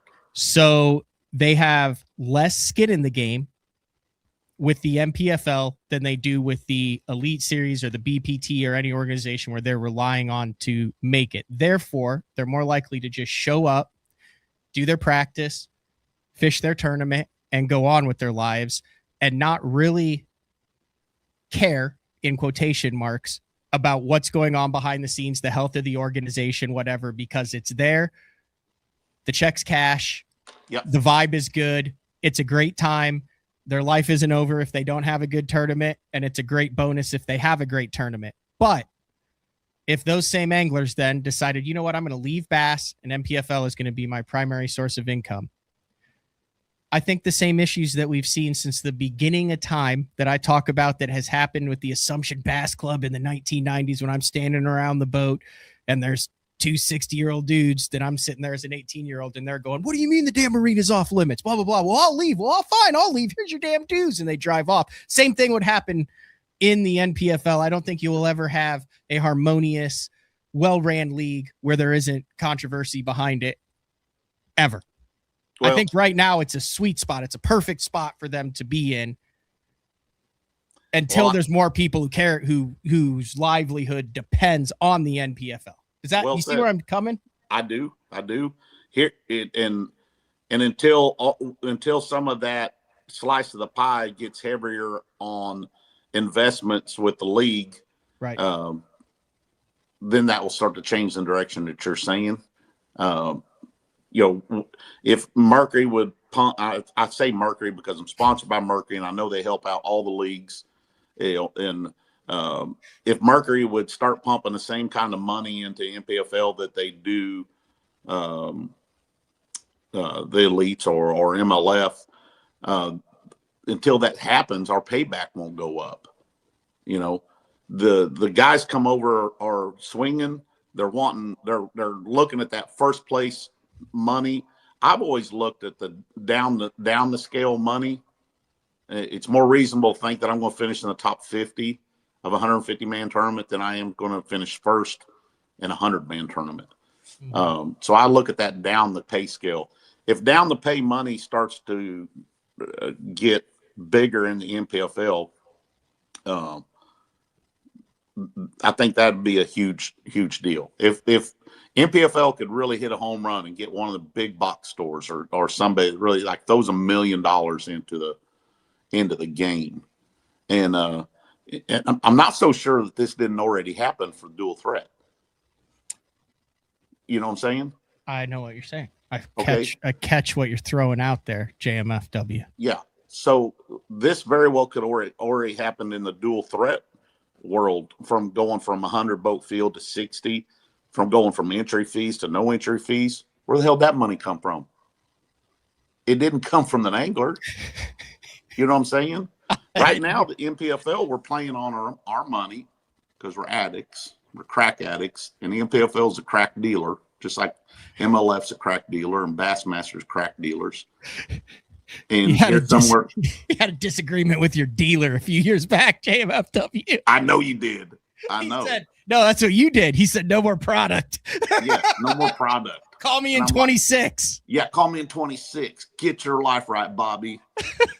And so until that product gets a little bit better, but these guys that come from the elites, I think they've won nearly every dang tournament there is, with the exception of a handful, because they're elite anglers and they're really super good fishermen. But the NPFL needs to get some more financial backing to make the payback better and keep doing the things that they're doing. So I hope that they do. I hope to become not just an angler with them. I would much rather do what Luke and Fat Cat are doing with them, and you know, of course, become not an employee, but somebody involved in talent. sport. Yeah, talent. The days of me running up and down the road and competing aren't as fun or appealing as it used to be. Main reason for that is, Matt, is not the competitive part of me. It's the monetization part of me. I mean, just a few years ago on the Bass Pro Tour, and I'm not saying this to be braggadocious or anything, I was making really good money. And I wasn't catching any more bass than I caught the last time I fished. It just ain't there. It's not there. It's not lack of it's not lack of popularity or anything like that. Social media account, at least for my own, has grown, keeps growing. You know, every once in a while, something will come up, raise its head, and I'll do something funny or smart, and my popularity will go up again. It doesn't seem to be dying. So why can't I monetize this? Well, because it's just you can't. You know, the Black Rifle coffees are not in the sport anymore. General Tire, not in the sport anymore. Look at all the companies that aren't in the sport anymore. But I'll also say this, from the way I understand, and I am not claiming to be a business guru by any means, James, but there is also a marketing strategy for a lot of the companies that have been in the sport, to where they're looking for a sport that hits a specific demographic that they can get in at a certain price point, and their strategy getting into it isn't, hey, let's make this a lifelong partnership with it, but it's, hey, let's hit this demographic, saturate it for 3 to 5 years, and then move on to the next thing, whether that's dirt track racing or tractor pulling or whatever it is. So I say that to say that there is a point of this to where. Can you go to commercial? Yeah. We could 100% take a commercial. I got something I got to do real quick, and I'll come right back. All right. Yeah. James Watson calls a commercial. Yeah. You got 3 minutes, James. Is that good? Yep. All right. There you go. James Watson just called his own commercial. We'll be back BTL on a Monday. We'll dive into that topic because I think there's a lot to talk about there. When I'm in a tournament, conditions are constantly changing and every second matters. With the Deep Dive app, I can instantly pull up all the current lake conditions all in one spot. So no more looking at weird government websites. In just one quick glance, I have water clarity, water level, wave forecast. It's all right there in the Deep Dive app. Download the Deep Dive app and get all the tools you need to put together an awesome tournament. I fish in some of the worst elements across the country. Spring. That's a giant, dude. Summer. Oh my gosh. Hi. Look at that thing. Winter. It's so cold. And fall. Got a big one. That's awesome. Being comfortable and staying dry is the only option. AFTCO. Any fish, any water. Your early morning mentality is your every hour mentality. All gas, no brakes. Focus, purpose, power. Destined for the water, but confident everywhere else. A calming buzz before the storm, truth of nature itself. You can't catch lightning in a bottle. There's a limit out there, but it's not with your gear. Unrelenting power delivery. Unparalleled weight savings. Keeping you on the water, whether you run a 9.9 or outscoping your best 5. In this rare air, there's power in the silence. It's a mindset, thinking only of the things that matter and freeing your mind from the things that you trust. All right, welcome back. BTL, that's a great call. I have 2 commercial breaks, and then usually on like a good show, like we're an hour and 36 minutes in, I end up not running one. And then I sit there and worry for the next 12 hours about it until I get through the next day. So thank you for that. Yeah, thank you. And I see where you're going at with this. I'll give you an example. Okay. I partnered up with Punch Cigars a few years ago. Okay. I knew Punch Cigars was going to be a one-hit wonder. Their offer to me was really good. I mean, and of course, all year long, great communication with a great company. I always kept throwing it in there. It's like, hey guys, this is working good for me. I hope it is. Oh, everything's going great on our end. I'm like, hey, let's keep in the future. If you guys need me, put me to work. You need me to go somewhere, call me. And but I knew in a nutshell it was going to be a one-hit wonder. It was a 1-year contract with hopes of being longer, of course. But you're right. The different companies come into the sport. Jack Link's beef jerky, for example. General Tire. General Tire had a great run. They sold a lot of tires from anglers promoting their product. Mowers. They're all 3 to 5 year. I feel like the mower companies all run the same deal. Like, this is the demographic we want to hit. We're going to saturate it for 3 to 5 years, and we're going to move on to the next thing. Yep. Not a bad thing. I'm just saying there are people who are looking at it going, look, they're losing. And it doesn't matter what organization it is or what they're saying. Look, they're losing. There are instances where, there's been some that are like, hey, this isn't worth the ad spend, or some that say this is too much drama. But there's also a lot where that has always been the plan, whether that organization is flourishing and they're selling a crap ton of the product or not. That's a marketing strategy by someone with a master's degree who runs where their ad dollars spend. And there's always been an exit strategy when there was an entry strategy. That's right. And in that, I've seen it.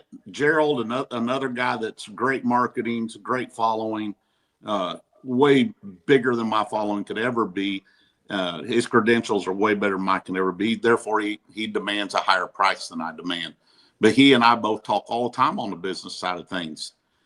He's got some hardcore, long-term relationships in the sport that are still there that he depends on and that are doing well for him. But what he's seen is a decline, as well as I've seen a decline in those Punch Cigar people that come in and dip their toe into the market for a couple of years. I'm telling you, Matt, I'm not afraid to ask for that support or that marketing. And here's my deliverables to you, Punch Cigars pitch.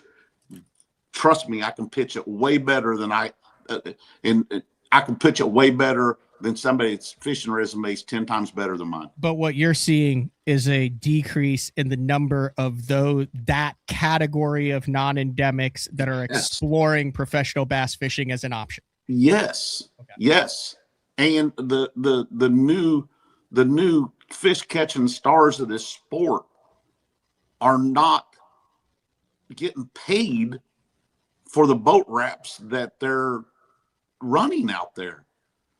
Matt, have you heard of some of the prices these guys get paid for a full truck and boat wrap? Honestly, not in the past 2 or 3 years. I don't know. I haven't asked a kid like, hey, what are you getting paid for that deal? So I don't. Well, professionally, there's that your approach is straight and to the point. But there is. Yeah, I mean, I know a roundabout. So roundabout numbers for me. What I always just assumed was boat and truck.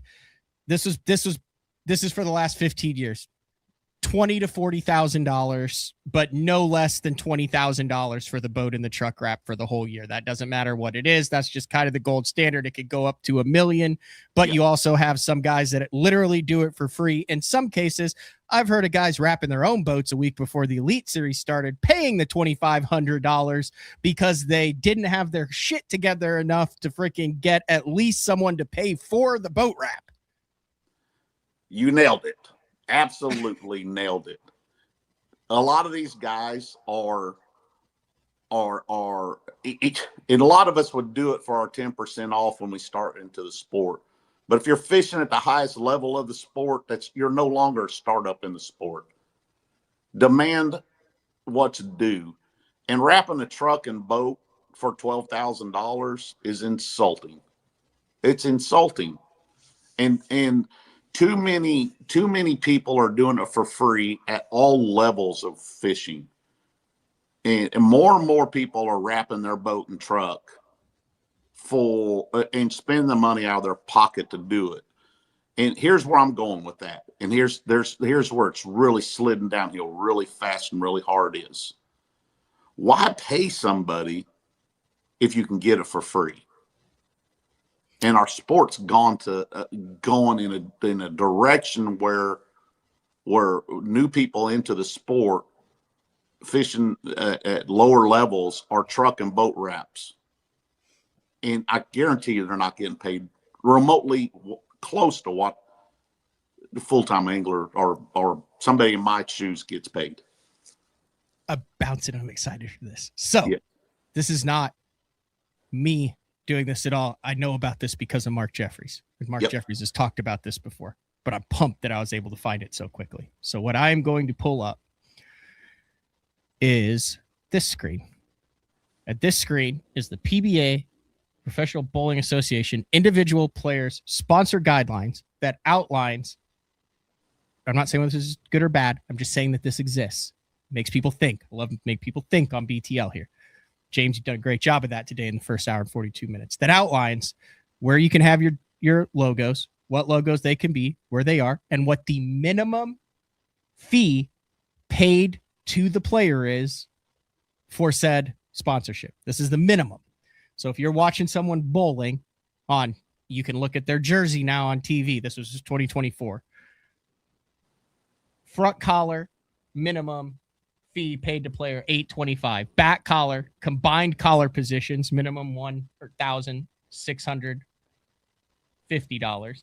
Right sleeve, PBA logo, left sleeve, that's your Bass logo and all that stuff, your American flag. Left sleeve, left, right, front chest, chest, front, center, $11,000. 5 and 6 combined is $22,000.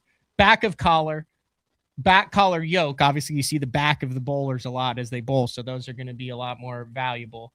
Alternate positioned, complete integrated branding of jersey. Examples are designed to look like that of a Snickers bar wrapper, the multiple images / uses of products / services, which extend the allowable limits of the specific logos, $27,500. Woo! And then here's this, everything has to be approved. Here's the logo stuff.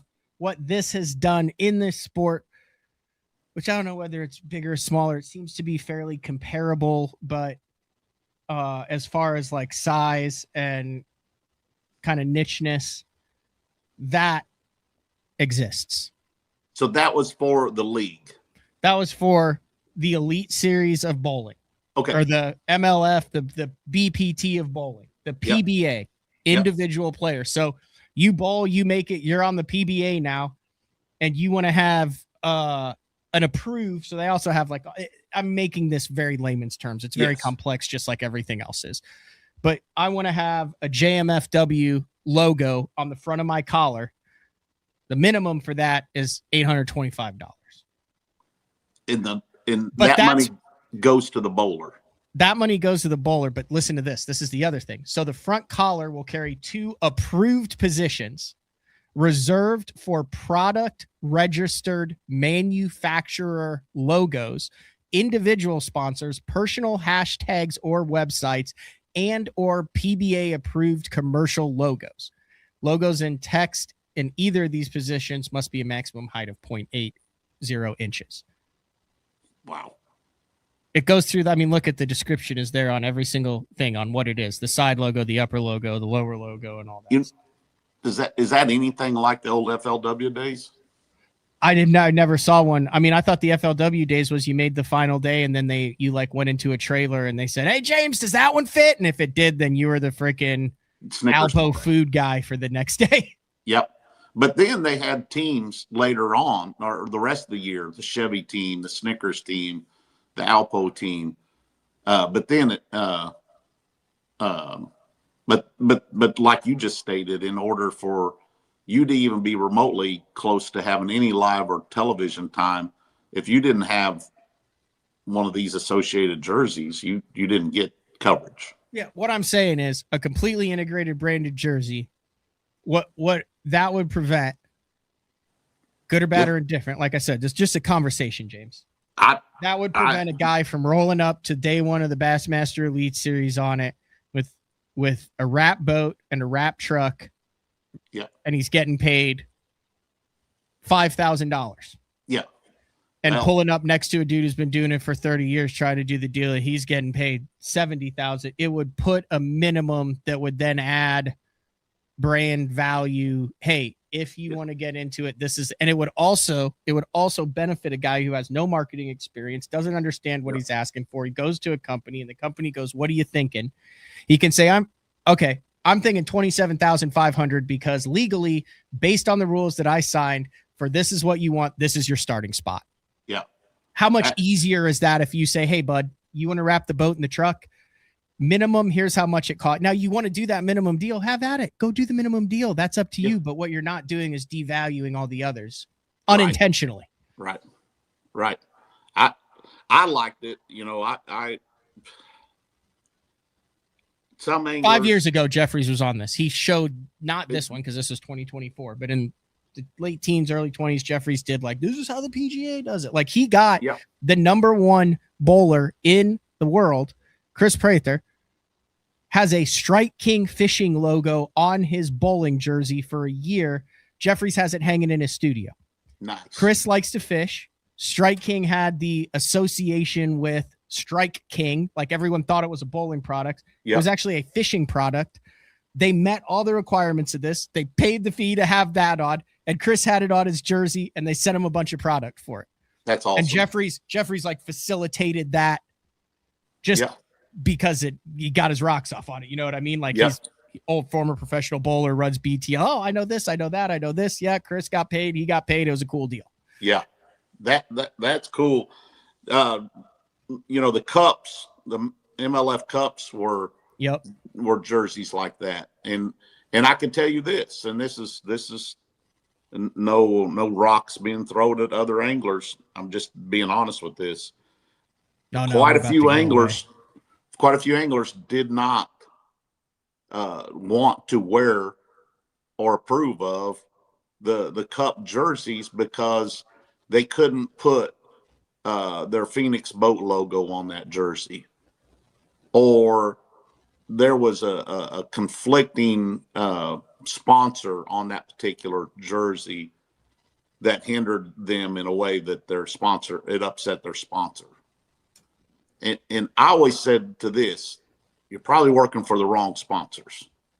If they're upset that you're on a show and that show might show a logo from a competing sponsor,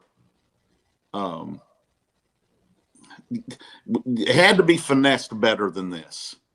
Maybe we didn't. If you were a Suzuki motor guy and Mercury was a sponsor of this event, could there be somewhere in the middle that one, I didn't display the Suzuki logo, and two, I didn't have to display the Mercury logo. It was such a balancing act that a lot of anglers were upset because they said, well, I just can't monetize it because Mercury is not a sponsor of that event. Therefore, I cannot wear my Mercury logo. Okay, you can't wear your Mercury logo, but you're not happening to wear an Evinrude logo. Well, yeah, that's right. And I said, then why wouldn't your sponsor see a value in your brand, you personally, being on this show? Just because you can't wear their logo? That to me was always a ridiculous argument. I mean, you're not wearing a conflicting logo, but you're not allowed to wear your logo, and you don't see any value in this show. That's BS. So I always like the opportunity is the exposure first that you're getting. Second is your brand allowed to be exploited on, can you talk about Mercury? No, you can't talk about it. Okay, I can't talk about stuff like that in bowling that they can. I'm not saying it's perfect because, I think so. Like, there's this is Chris right here who fishes. Okay, but if you notice, like, this guy probably was 70 pounds soaking wet. Holy cow! but if you notice, so like logos, approved logos in the middle, all the same logos on the exact sides, all the same logos on the shoulder. So I'm not saying that I'm a huge fan of the conformity. I'm not against it. I mean, it is a professional sport, whatever. It looks better. But, you know, you can look and say, okay, if that is on his jersey, you know, there's a minimum he's getting paid. He's a minimum he's getting paid, a minimum he's getting paid. It's not like this guy's standing there going, what the hell? You got paid. Wait, you got paid $5,000 for the hammer and Brunswick, you know, paid me $15. Yeah. I wish there was a standard like that. Wheeler and I had conversations about this a few years ago. It's like, there should be minimums. You know, what's your minimum in a product deal minimum on this category? Let's say category. Yeah. Like real category, a reel. What should the bare minimum be for a sponsorship from a reel company? Well, I think the bare minimum should be 25 to 30 reels plus $500 a month. That's $6,000 a year. You know, what should somebody pay you to be on your jersey and promoting your product? And a lot of it's going to have to do too is how big is your following? How big is your following? Is your following big enough to warrant a $6,000 a year deal or $1,000 a month, $12,000 a year deal? Mm-hmm. But somewhere you got to have a starting point. So, and do you, I also, there's also a part of me that even thinks I don't think any of us knows what the landscape of professional bass fishing is going to look like in 5 years. I mean, to me, there's also a part of me that could be, you know, remember when we were worried about sponsor logos and jerseys and things like that? Like because that was the sponsor, the jersey, the boat, the truck, that was valuable because as an angler, your imprint was in magazines, was in television shows, was in brief clips. And the only thing that they got of that logo was, hey, he's a Strike King pro. No one else would have known that you ran a Bass Cat unless they saw you in a Bass Cat with the Bass Cat hat on running down the lake, and that sold it. I like James Watson, what I know. Oh, he runs a Bass Cat. In 2026, you don't have to do that to show the value of that brand in your everyday life. Yeah. You don't have to look at a magazine now to know that you run a Bass Cat because hi, I'm James Watson. I'm on the water right here. We're at Table Rock, blah, blah, blah. Look, I got my new boat. I did this. You're out.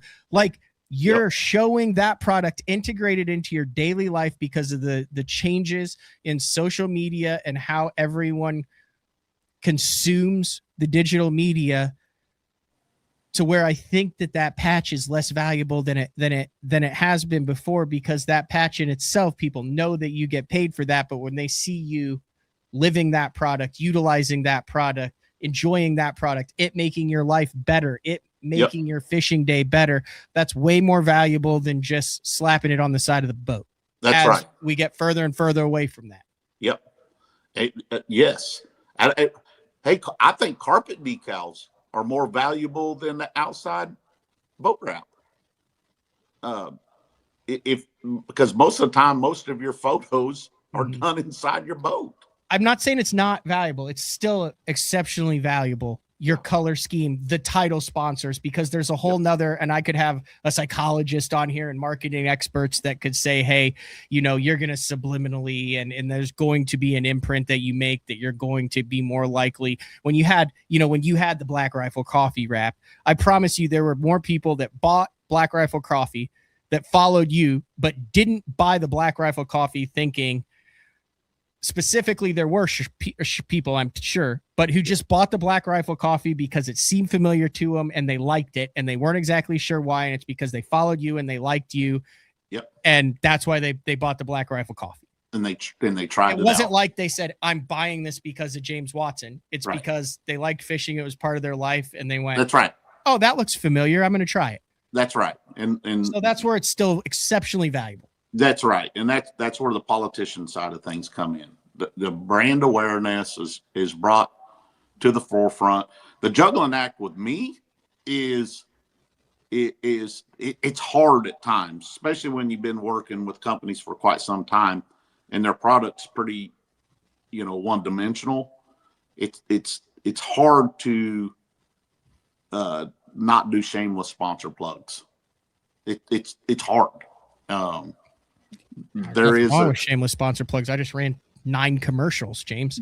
That's right. That's the ultimate shameless sponsor plug. It is, and I had to block a dude off my social media not too long ago because I was promoting something pretty hard, and all he did, and this guy was relentless, like to the point where, he's like, dude, you need to take a chill pill. And he was like, tired of you promoting, start showing more fish, and I'm like, dude, I got a job I got to do too. And, just chill out. And it's just recognize that there's a balancing act that's hard to do at times. So, yeah. And I struggle with that big time on the show. Like we're 2 hours in now, James. Yeah. I haven't asked you one technique related fishing question to where we dive into it. That's what I'm saying. We've carried over 300 to 350 people live for this entire morning. We've talked about industry stuff behind the scenes. Here's a shameless plug. I just did the bilge with Chris and Trait. Was the first guest. They'd been gone for a year, came back. If you guys want to get me a little bit more unfiltered where I'm not, I have hosting BTL. I saw the promo. I will be watching. But we didn't talk like much any fishing stuff. I am struggling now with like, hey, there's all these great behind the story industry stuff, but like I also know there's a big portion of the people that also want to hear about fishing. Yeah. And I think on the social media and on that aspect of it too, that's a big topic that I struggle with is, do I do hey, we're doing 2 hours on an eco rig today, or do I do a show like we did today where we cover 5 or 6 different topics, and now people, when they watch it or when they know it, know more about behind the scenes? But has this show made them a better angler? No. Is that important? I don't know. I mean, if they wanted more of to watch a show about, you'd have it in your thumbnail. Like today on BTL, we're going to talk about Nico rigging with James Watson. And I'm going to do that. I got some cool stuff coming down. Like we are going to, I enjoy both. Like, You know what I get more involvement question wise and stuff on over the last couple of years is, besides fishing boat docks, my partnership with Black Rain Ordnance, my house build and construction. That's the 2 things you show on your social media, James. Yes, and short-term rentals, nightly rentals. That's what you show on your social media. Yeah, and I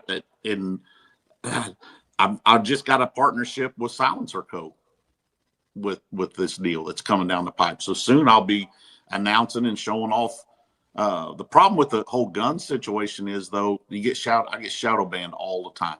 Yeah, because of it. But I still have a popular viewership. Well, I mean, I also assume that that's a sponsorship company that has a marketing ad agency that understands that it's going to be difficult to get that product out, and then understands how to work on that. But these things that I've been talking about, the guns and the short-term nightly rentals and the construction, I've been posting about them because that's what engages more people. And then I'll throw some fishing stuff in there too. But the people I'm engaging with all found me through the fishing world. Yeah. Hey, were you lined up to have a fudge wrap and the organization said, yeah, no, that doesn't comply with our, I've heard that as a rumor, James, that they were like, yeah, James is going to have, there's a town in Missouri. You drive through it every time. It's Uranus, Missouri. Factory there, and keep it at PG. There's all sorts of things you can do with it, and you did it. And at the same time, you kind of had the lead sinker company that was interestingly shaped. I had heard that you went to I don't know which organization was, with a very eclectic wrap, and they were like, "Yeah, no, that's a hard no." No, that Oh, okay. all that is, those two situations are all BS. All right. My good friend Louis King owns Uranus Fudge Factory, 2 locations, one in Indiana and one off I-44 near Fort Leonard Wood. Yeah. Been a small, when I say small, a small paying sponsor of mine. Like, we're buddies. So that was mainly you stirring the pot. That was somebody else stirring the pot for me, which is great too, by the way.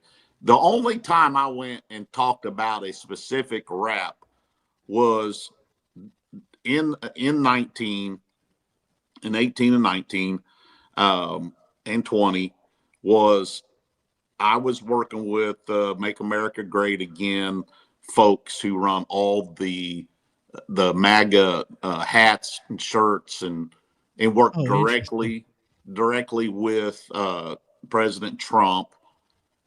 They had put an offer for a truck and boat ramp that was a pretty damn good, had potential to be really good. Okay.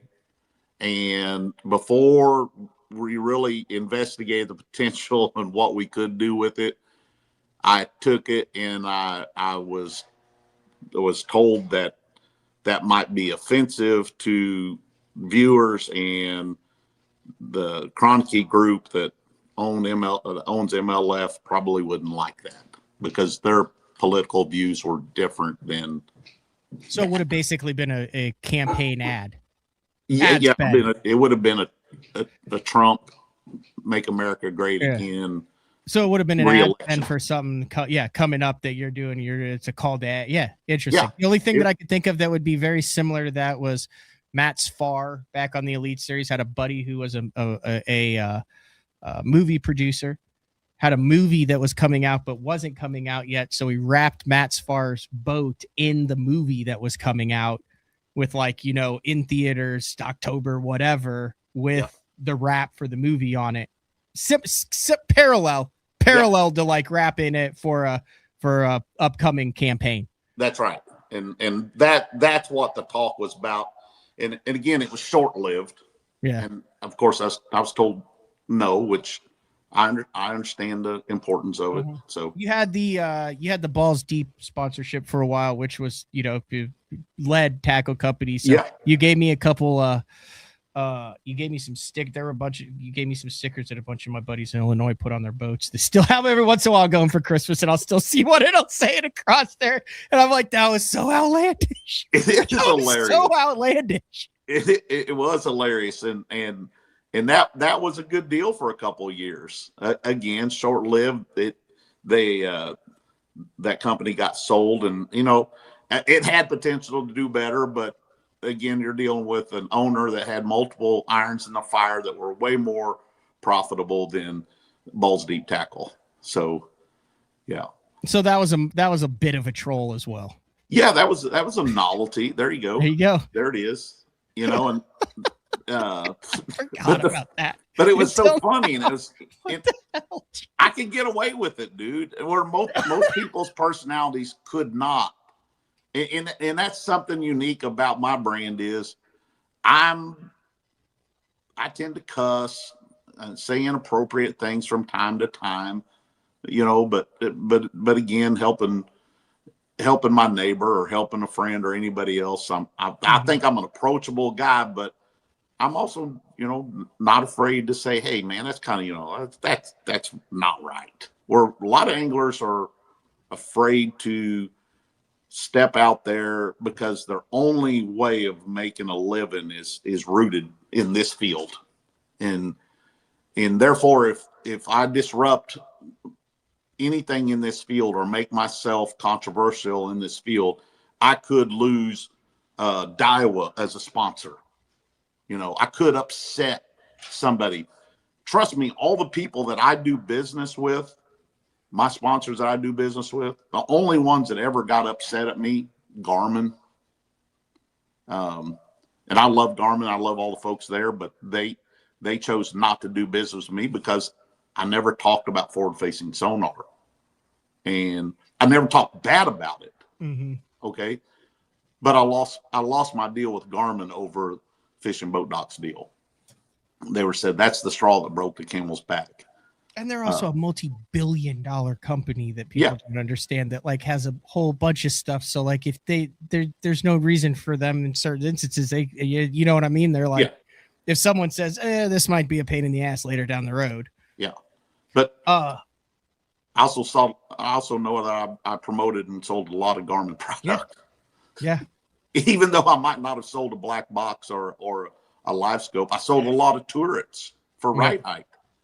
I'll tell you one thing. There was a time and place in this sport where it was very difficult to get people to put a Garmin on their vessel. It was. And very difficult. It was. And I was one of the guys back in the day. You know, it was Guido and Dion, Scott Martin. I know Scanlon was one of the first guys. You know, I jumped from Lowrance and called Garmin, and I was like, man, do you have any room on your team? Not for a paycheck, but for product. And then I got them on, and then that was back in the Panoptic days, you know. But man, their product's super. I'm still a big fan of Garmin's products. Easy to use. I've got some Hummingbirds. Never had Hummingbird before, but I'm in Hummingbird. Got some Hummingbird product now. But man, this sport's changed a bunch. You know, where do we go from here? You know, I still feel like I'm a sellable asset to companies. I tell you what else I got here, Matt, that other guys don't have. I've got 2 very large homes, beautiful resort style homes here on Table Rock Lake. I can park a gazillion boats. I can host your company retreat within reason with 7 bedrooms in one house, 6 What am I looking it up on house. VRBO if I want to pull the page up? Yeah. What do I type in VRBO to find these things? Because I saw one of them while it was being made. That's the last time I've been there. Yeah, it might be in Lampe, Missouri. I don't know how to pull it because I just changed property management companies. So it's just now recently got reloaded on Airbnb because I had a question just a minute ago about it before we come on air. But what is my niche is, well, you know, I can have Strike King, for example. I can have the guys and the team from Strike King here to host an event. You know, they might bring 4, 5, 6 guys in a trailer. Well, instead of Strike King going and spending $10,000 for the week to go stay at Big Cedar Lodge or go somewhere, I have the whole event right here. Everybody has their own bedroom. They do all that. I just saved the company $10,000. We eat well, we sleep well, everybody's comfortable. You don't have to lock your stuff up. That's a value to Strike King, who takes great care of me. But I just brought value to them by saving them a gob of money. And that's one of the things that I'm pressing out here in the world to the silencer co's. The Black Rain Ordinance guys will come here every once in a while just to get away from work. They want to be around the lake. I can VIP somebody from your company, your best client. I can say, okay, you with our deal here, I get X amount of dollars for the year, this product, and you get 2 4-day weekends of your choice to use however you want. You and the owner of the company come use it with his family, or you can give it away as a prize. I don't care. That's the direction I'm taking my career into, and how to monetize and leverage my assets. So same way on Ultimate Match Fishing. Yep. You'll see on this show, I'll do a commercial about my properties here, and to do one thing, attract people to Table Rock Lake and get them to rent short-term nightly rental properties here on Table Rock Lake and boost the economy for Table Rock Lake. That's a goal of mine. That's part of my strategic plan and being Ultimate Match Fishing. So I like it, James. Here's how I want to kind of wrap this up. You mentioned it at the end. Last week, we obviously lost Dion Hibden, who's a legend. Ozark. I want to say Ozark legend, but you look at what he's done, what his family did, 3 generations in professional bass fishing, obviously with Guido and Dion. You're in the Ozarks. You're around that, like you're in the neck of the woods of the Hibdens. What has that family meant to bass fishing? What has it meant to Ozark fishing? Just kind of your thoughts on the passing of Dion and how he left the sport a better place than both him or his dad found it when they got into it. Absolutely shocked about that news. And Dion had health issues and stuff, but definitely gone too soon at 58. His boys will carry on his legacy as fishermen. I know they're great fishermen right here still. Dion and Guido and Stella were anchors in the fishing community for years, and my relationship to them was not real super deep by any means, but I've known them for years through the fishing world. And John Hendricks at Lucky Strike. Lucky Strike was a big sponsor and stuff with Dion and Guido for years, and that's how I got to know them very little bit. I did know of them. They're just good, down to earth country folk. Do anything for you. If they passed you going down the highway, they'd stop and help you change your tire, which, if you knew my background, I would not stop and help you change your tire. I would tell you to call my AAA. Here's my number. 3 things I said I'd never do again when I got out of the Army, just in case I've never told you this, Matt. I'm not shitting in the woods. I'm not sleeping on the ground or in a tent. And I'm not changing tires or breaking track ever, no matter what. That's three good things. You running a Puma or a Lynx this year? The Lynx, I'm stoked about it. You see, I changed hats because I knew you're a Basket sponsored event too here. So I'm really excited about the Lynx. I've had it a few months here, and I've got a couple more break-in hours to go, and looking forward to the those things in. You just get them on the water and just open them up. Just open it up. He said, just go 90 right off the. Remember when they want to go fast? Give them what they want, James. Dude, do you remember when Sprague and I fished a deal with you and Jeffries here? Yeah, the one-on-one for $5,000. Yeah, the one-on-one where we had the deal. It was live, but the way we had it, you could only fish one side of the docks because the metal on the docks would kill the signal on the other side. So you guys would get close to a dock, and I'd be like, "Nope, not there." So I was a nightmare. I felt so much stress on that, trying to tell you guys were fishing for $5,000 of our money. I had to be like, of your own money. Yeah. I was like, hey, you can't fish this dock, and you're catching them every cast. I was with Sprague. You were with Dave. Yeah. My God. Yeah, no, that was badass. That was so much fun, but that was my first experience that week driving. I was showing Jeff around. It's like, here's how we're going to put on a good show, and here's how we're going to be super competitive. And he let me drive his boat. And I've got trimmed out for like 77 miles an hour. All right. And I'm like, oh man. And Sprague's over there, and he looks at me and gives me, and he does this. He goes like this. He goes, and I'm like, no. And so I trim it up a little bit more, and it goes, now it's going 78 miles an hour. And Sprague's look at me and he's like, you big puss. And he goes, and I'm like, what? He goes, and I'm oh my God, we're like 80 miles an hour. It's like, this is unreal.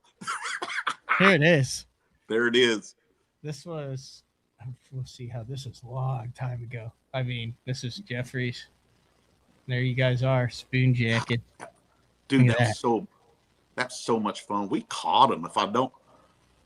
Oh yeah. Yeah, you guys definitely went on a friggin' tear. I know Sprague had so that no one had obviously forward facing or anything then. No. And I mean, like, could you imagine what that, like, because they hadn't been molested, like, you'd just be pulling hundreds of fish out from under the dock that were seeing the flash? Dude, I had one, and I do this in one of my talks at the sports shows about spoon jack and boat docks. I caught 37 out of one stall one time. 37. There's the spoon. Yeah. There's the largie. Yep. And then we would weigh it. Now, I I wasn't can't in the boat remember. with I can't you, remember but how many we caught that day. it'll have the standing. Here it is. Number of fish at that point. This was just the first period, so you each had 4. I believe Sprague put on a freaking clinic for a while, but Yeah, you he got did on too. he got on one of those glory hole docks. You've got one there. Let's see if we can. Yeah. Yeah, this was way ahead of its time. Yeah. Here it is. 1 second. There, Sprague's hooked up. You're hooked up. Yeah, I had one Body. install. I had a stall we had to leave because we couldn't keep signal, and I was like, "Oh, this is going to hurt me." And yeah, that was a lot of fun. And then I had to hooked up, stuck in a boat dock. You're trying to weigh one that you caught out of a boat dock. yeah, and you're trying not to get your boat all skinned up, and you know, it was so that was much the fun. biggest state of the art scales. Those are the ones that Yeah, were those are them? the ones at the select. No, Yes, selects. selects were using that. Yep. Boom. What year You- was this? I had to have been 2017. I know 16? Jeffrey's like good Lord. That had to be Sprague's fish 16 or on every 17. damn time. Yeah, 16 that's pretty good for a 4-hour match. Oh yeah, it rained 24. You're up to like 40 fish each, and then you guys did the. I remember Jeffries was losing his mind about the weather, and this is Yeah. at your house. Yeah. Yep. Yeah, that was a lot of fun. Yep, that was. They put it up. We put it up 7 years ago. Well, that's what I call a great opportunity. And Yeah, You know, 2017, 18. I always found it. I always found it sometimes comical, like in a way, like not so funny comical, but where anglers will say no to something, and I would say yes to it because I was like, this might turn into something. This might be an opportunity. This is exposure. So when you called me Friday, say, hey, you want to go on BTL? I said I had the ability to do so, and if I do, I always say absolutely yes, because what you do for me, Matt, is you put me in front of your fans, who hopefully now become my fans. Mm-hmm. Which I like And- it. I mean, like Luke Duncan is going to be a different interview than BTL, and a Mercer Yes. is going to be a much different interview than BTL. Like, I mean, that's why I think I encourage people to encourage the anglers to get on as many as they can. Yeah, and you've given me a platform that I wouldn't have on a Monday morning, and I appreciate that. And that's why I'm where I'm at in my life. It's not because I'm super smart, mostly because I'm super good looking, but not so super smart. Is I never know what this opportunity might turn into for me. Therefore, I'm going to take that chance and take that opportunity, because some of the best situations in my life and some of the most financial benefits in my life come from an opportunity that I really didn't even know was an opportunity. So it's just like now, I still got a 30-second commercial I want to sell to a company or a person that wants to run about 300 commercials throughout the life of the TV show Ultimate Match Fishing. And maybe somebody on this show will be, hey, I'm interested in it. You know, we're talking about it. Really inexpensive way to get yourself out there, 300 national commercials and 10-second reads in that show. And if you're headed to a lot of stuff going on Table Rock this like JMFW, if you're headed to Table Rock this year, like you said, those properties that I know you've been working on for the last better part of 7, 8, 9 years to get them freaking absolutely dialed in and perfect. What's the best way to get a hold of you or to find those properties, whether it's a family, a retreat, a sponsor, all that? Well, they can email me at jameswatsonbass@gmail.com or give me a call on my telephone, and you can put that up there if you want, Matt. You might not. Yeah, I think maybe an email would probably be a better option than a telephone number. Yep. JMFW. James Watson Bass at Gmail. So. There you go. I just saved you a lot of heartache. Hey, you can also on Instagram message me on Instagram. Not so much Facebook, but Instagram. I can read it easier. Yeah. So you weren't kidding when you said that. Not too smart, but good looking part. All right, James. I appreciate the heck out of it. That was 2 hours and 21 minutes of your life that you just spent on Bass Talk Live. So yeah, well, it was enjoyable, and you're call me anytime, bud. All right, we'll do. I need to call you to talk about that golf deal. Yeah. Yes. Yeah. Missouri Golf and Fish I'll call you and get in on that. I'm back obsessed with golf again. Just what I need, another expensive hobby. So there you go. All right, bud. Thank you. All right. See you, James. See you guys. All right. That is the one and only James Watson. Great show today. Talked a lot about, covered a lot of topics. Can't thank him enough for coming on and giving his opinions. Like I said, there are parts of that show where I just sit back and let James Watson do James Watson. And I just provide the platform with BTL. So I'm not exactly sure who we have on tomorrow. I'm working on a couple of different things. Kind of depends on when Drew Gill's coming into town. Kind of depends on a couple of things, but this replay will be out. And then stay tuned, because I do the thumbnails now on YouTube. So once I know who it is, I can do it, and then I can put it up, and you can see. If you're subscribed to the BTL channel and you get notifications when new shows are made, then you'll know, and then you can check and then decide whether that's something that tickles your fancy or not. All right, this has been another edition of Bass Talk Live. We'll talk to everyone later. See ya.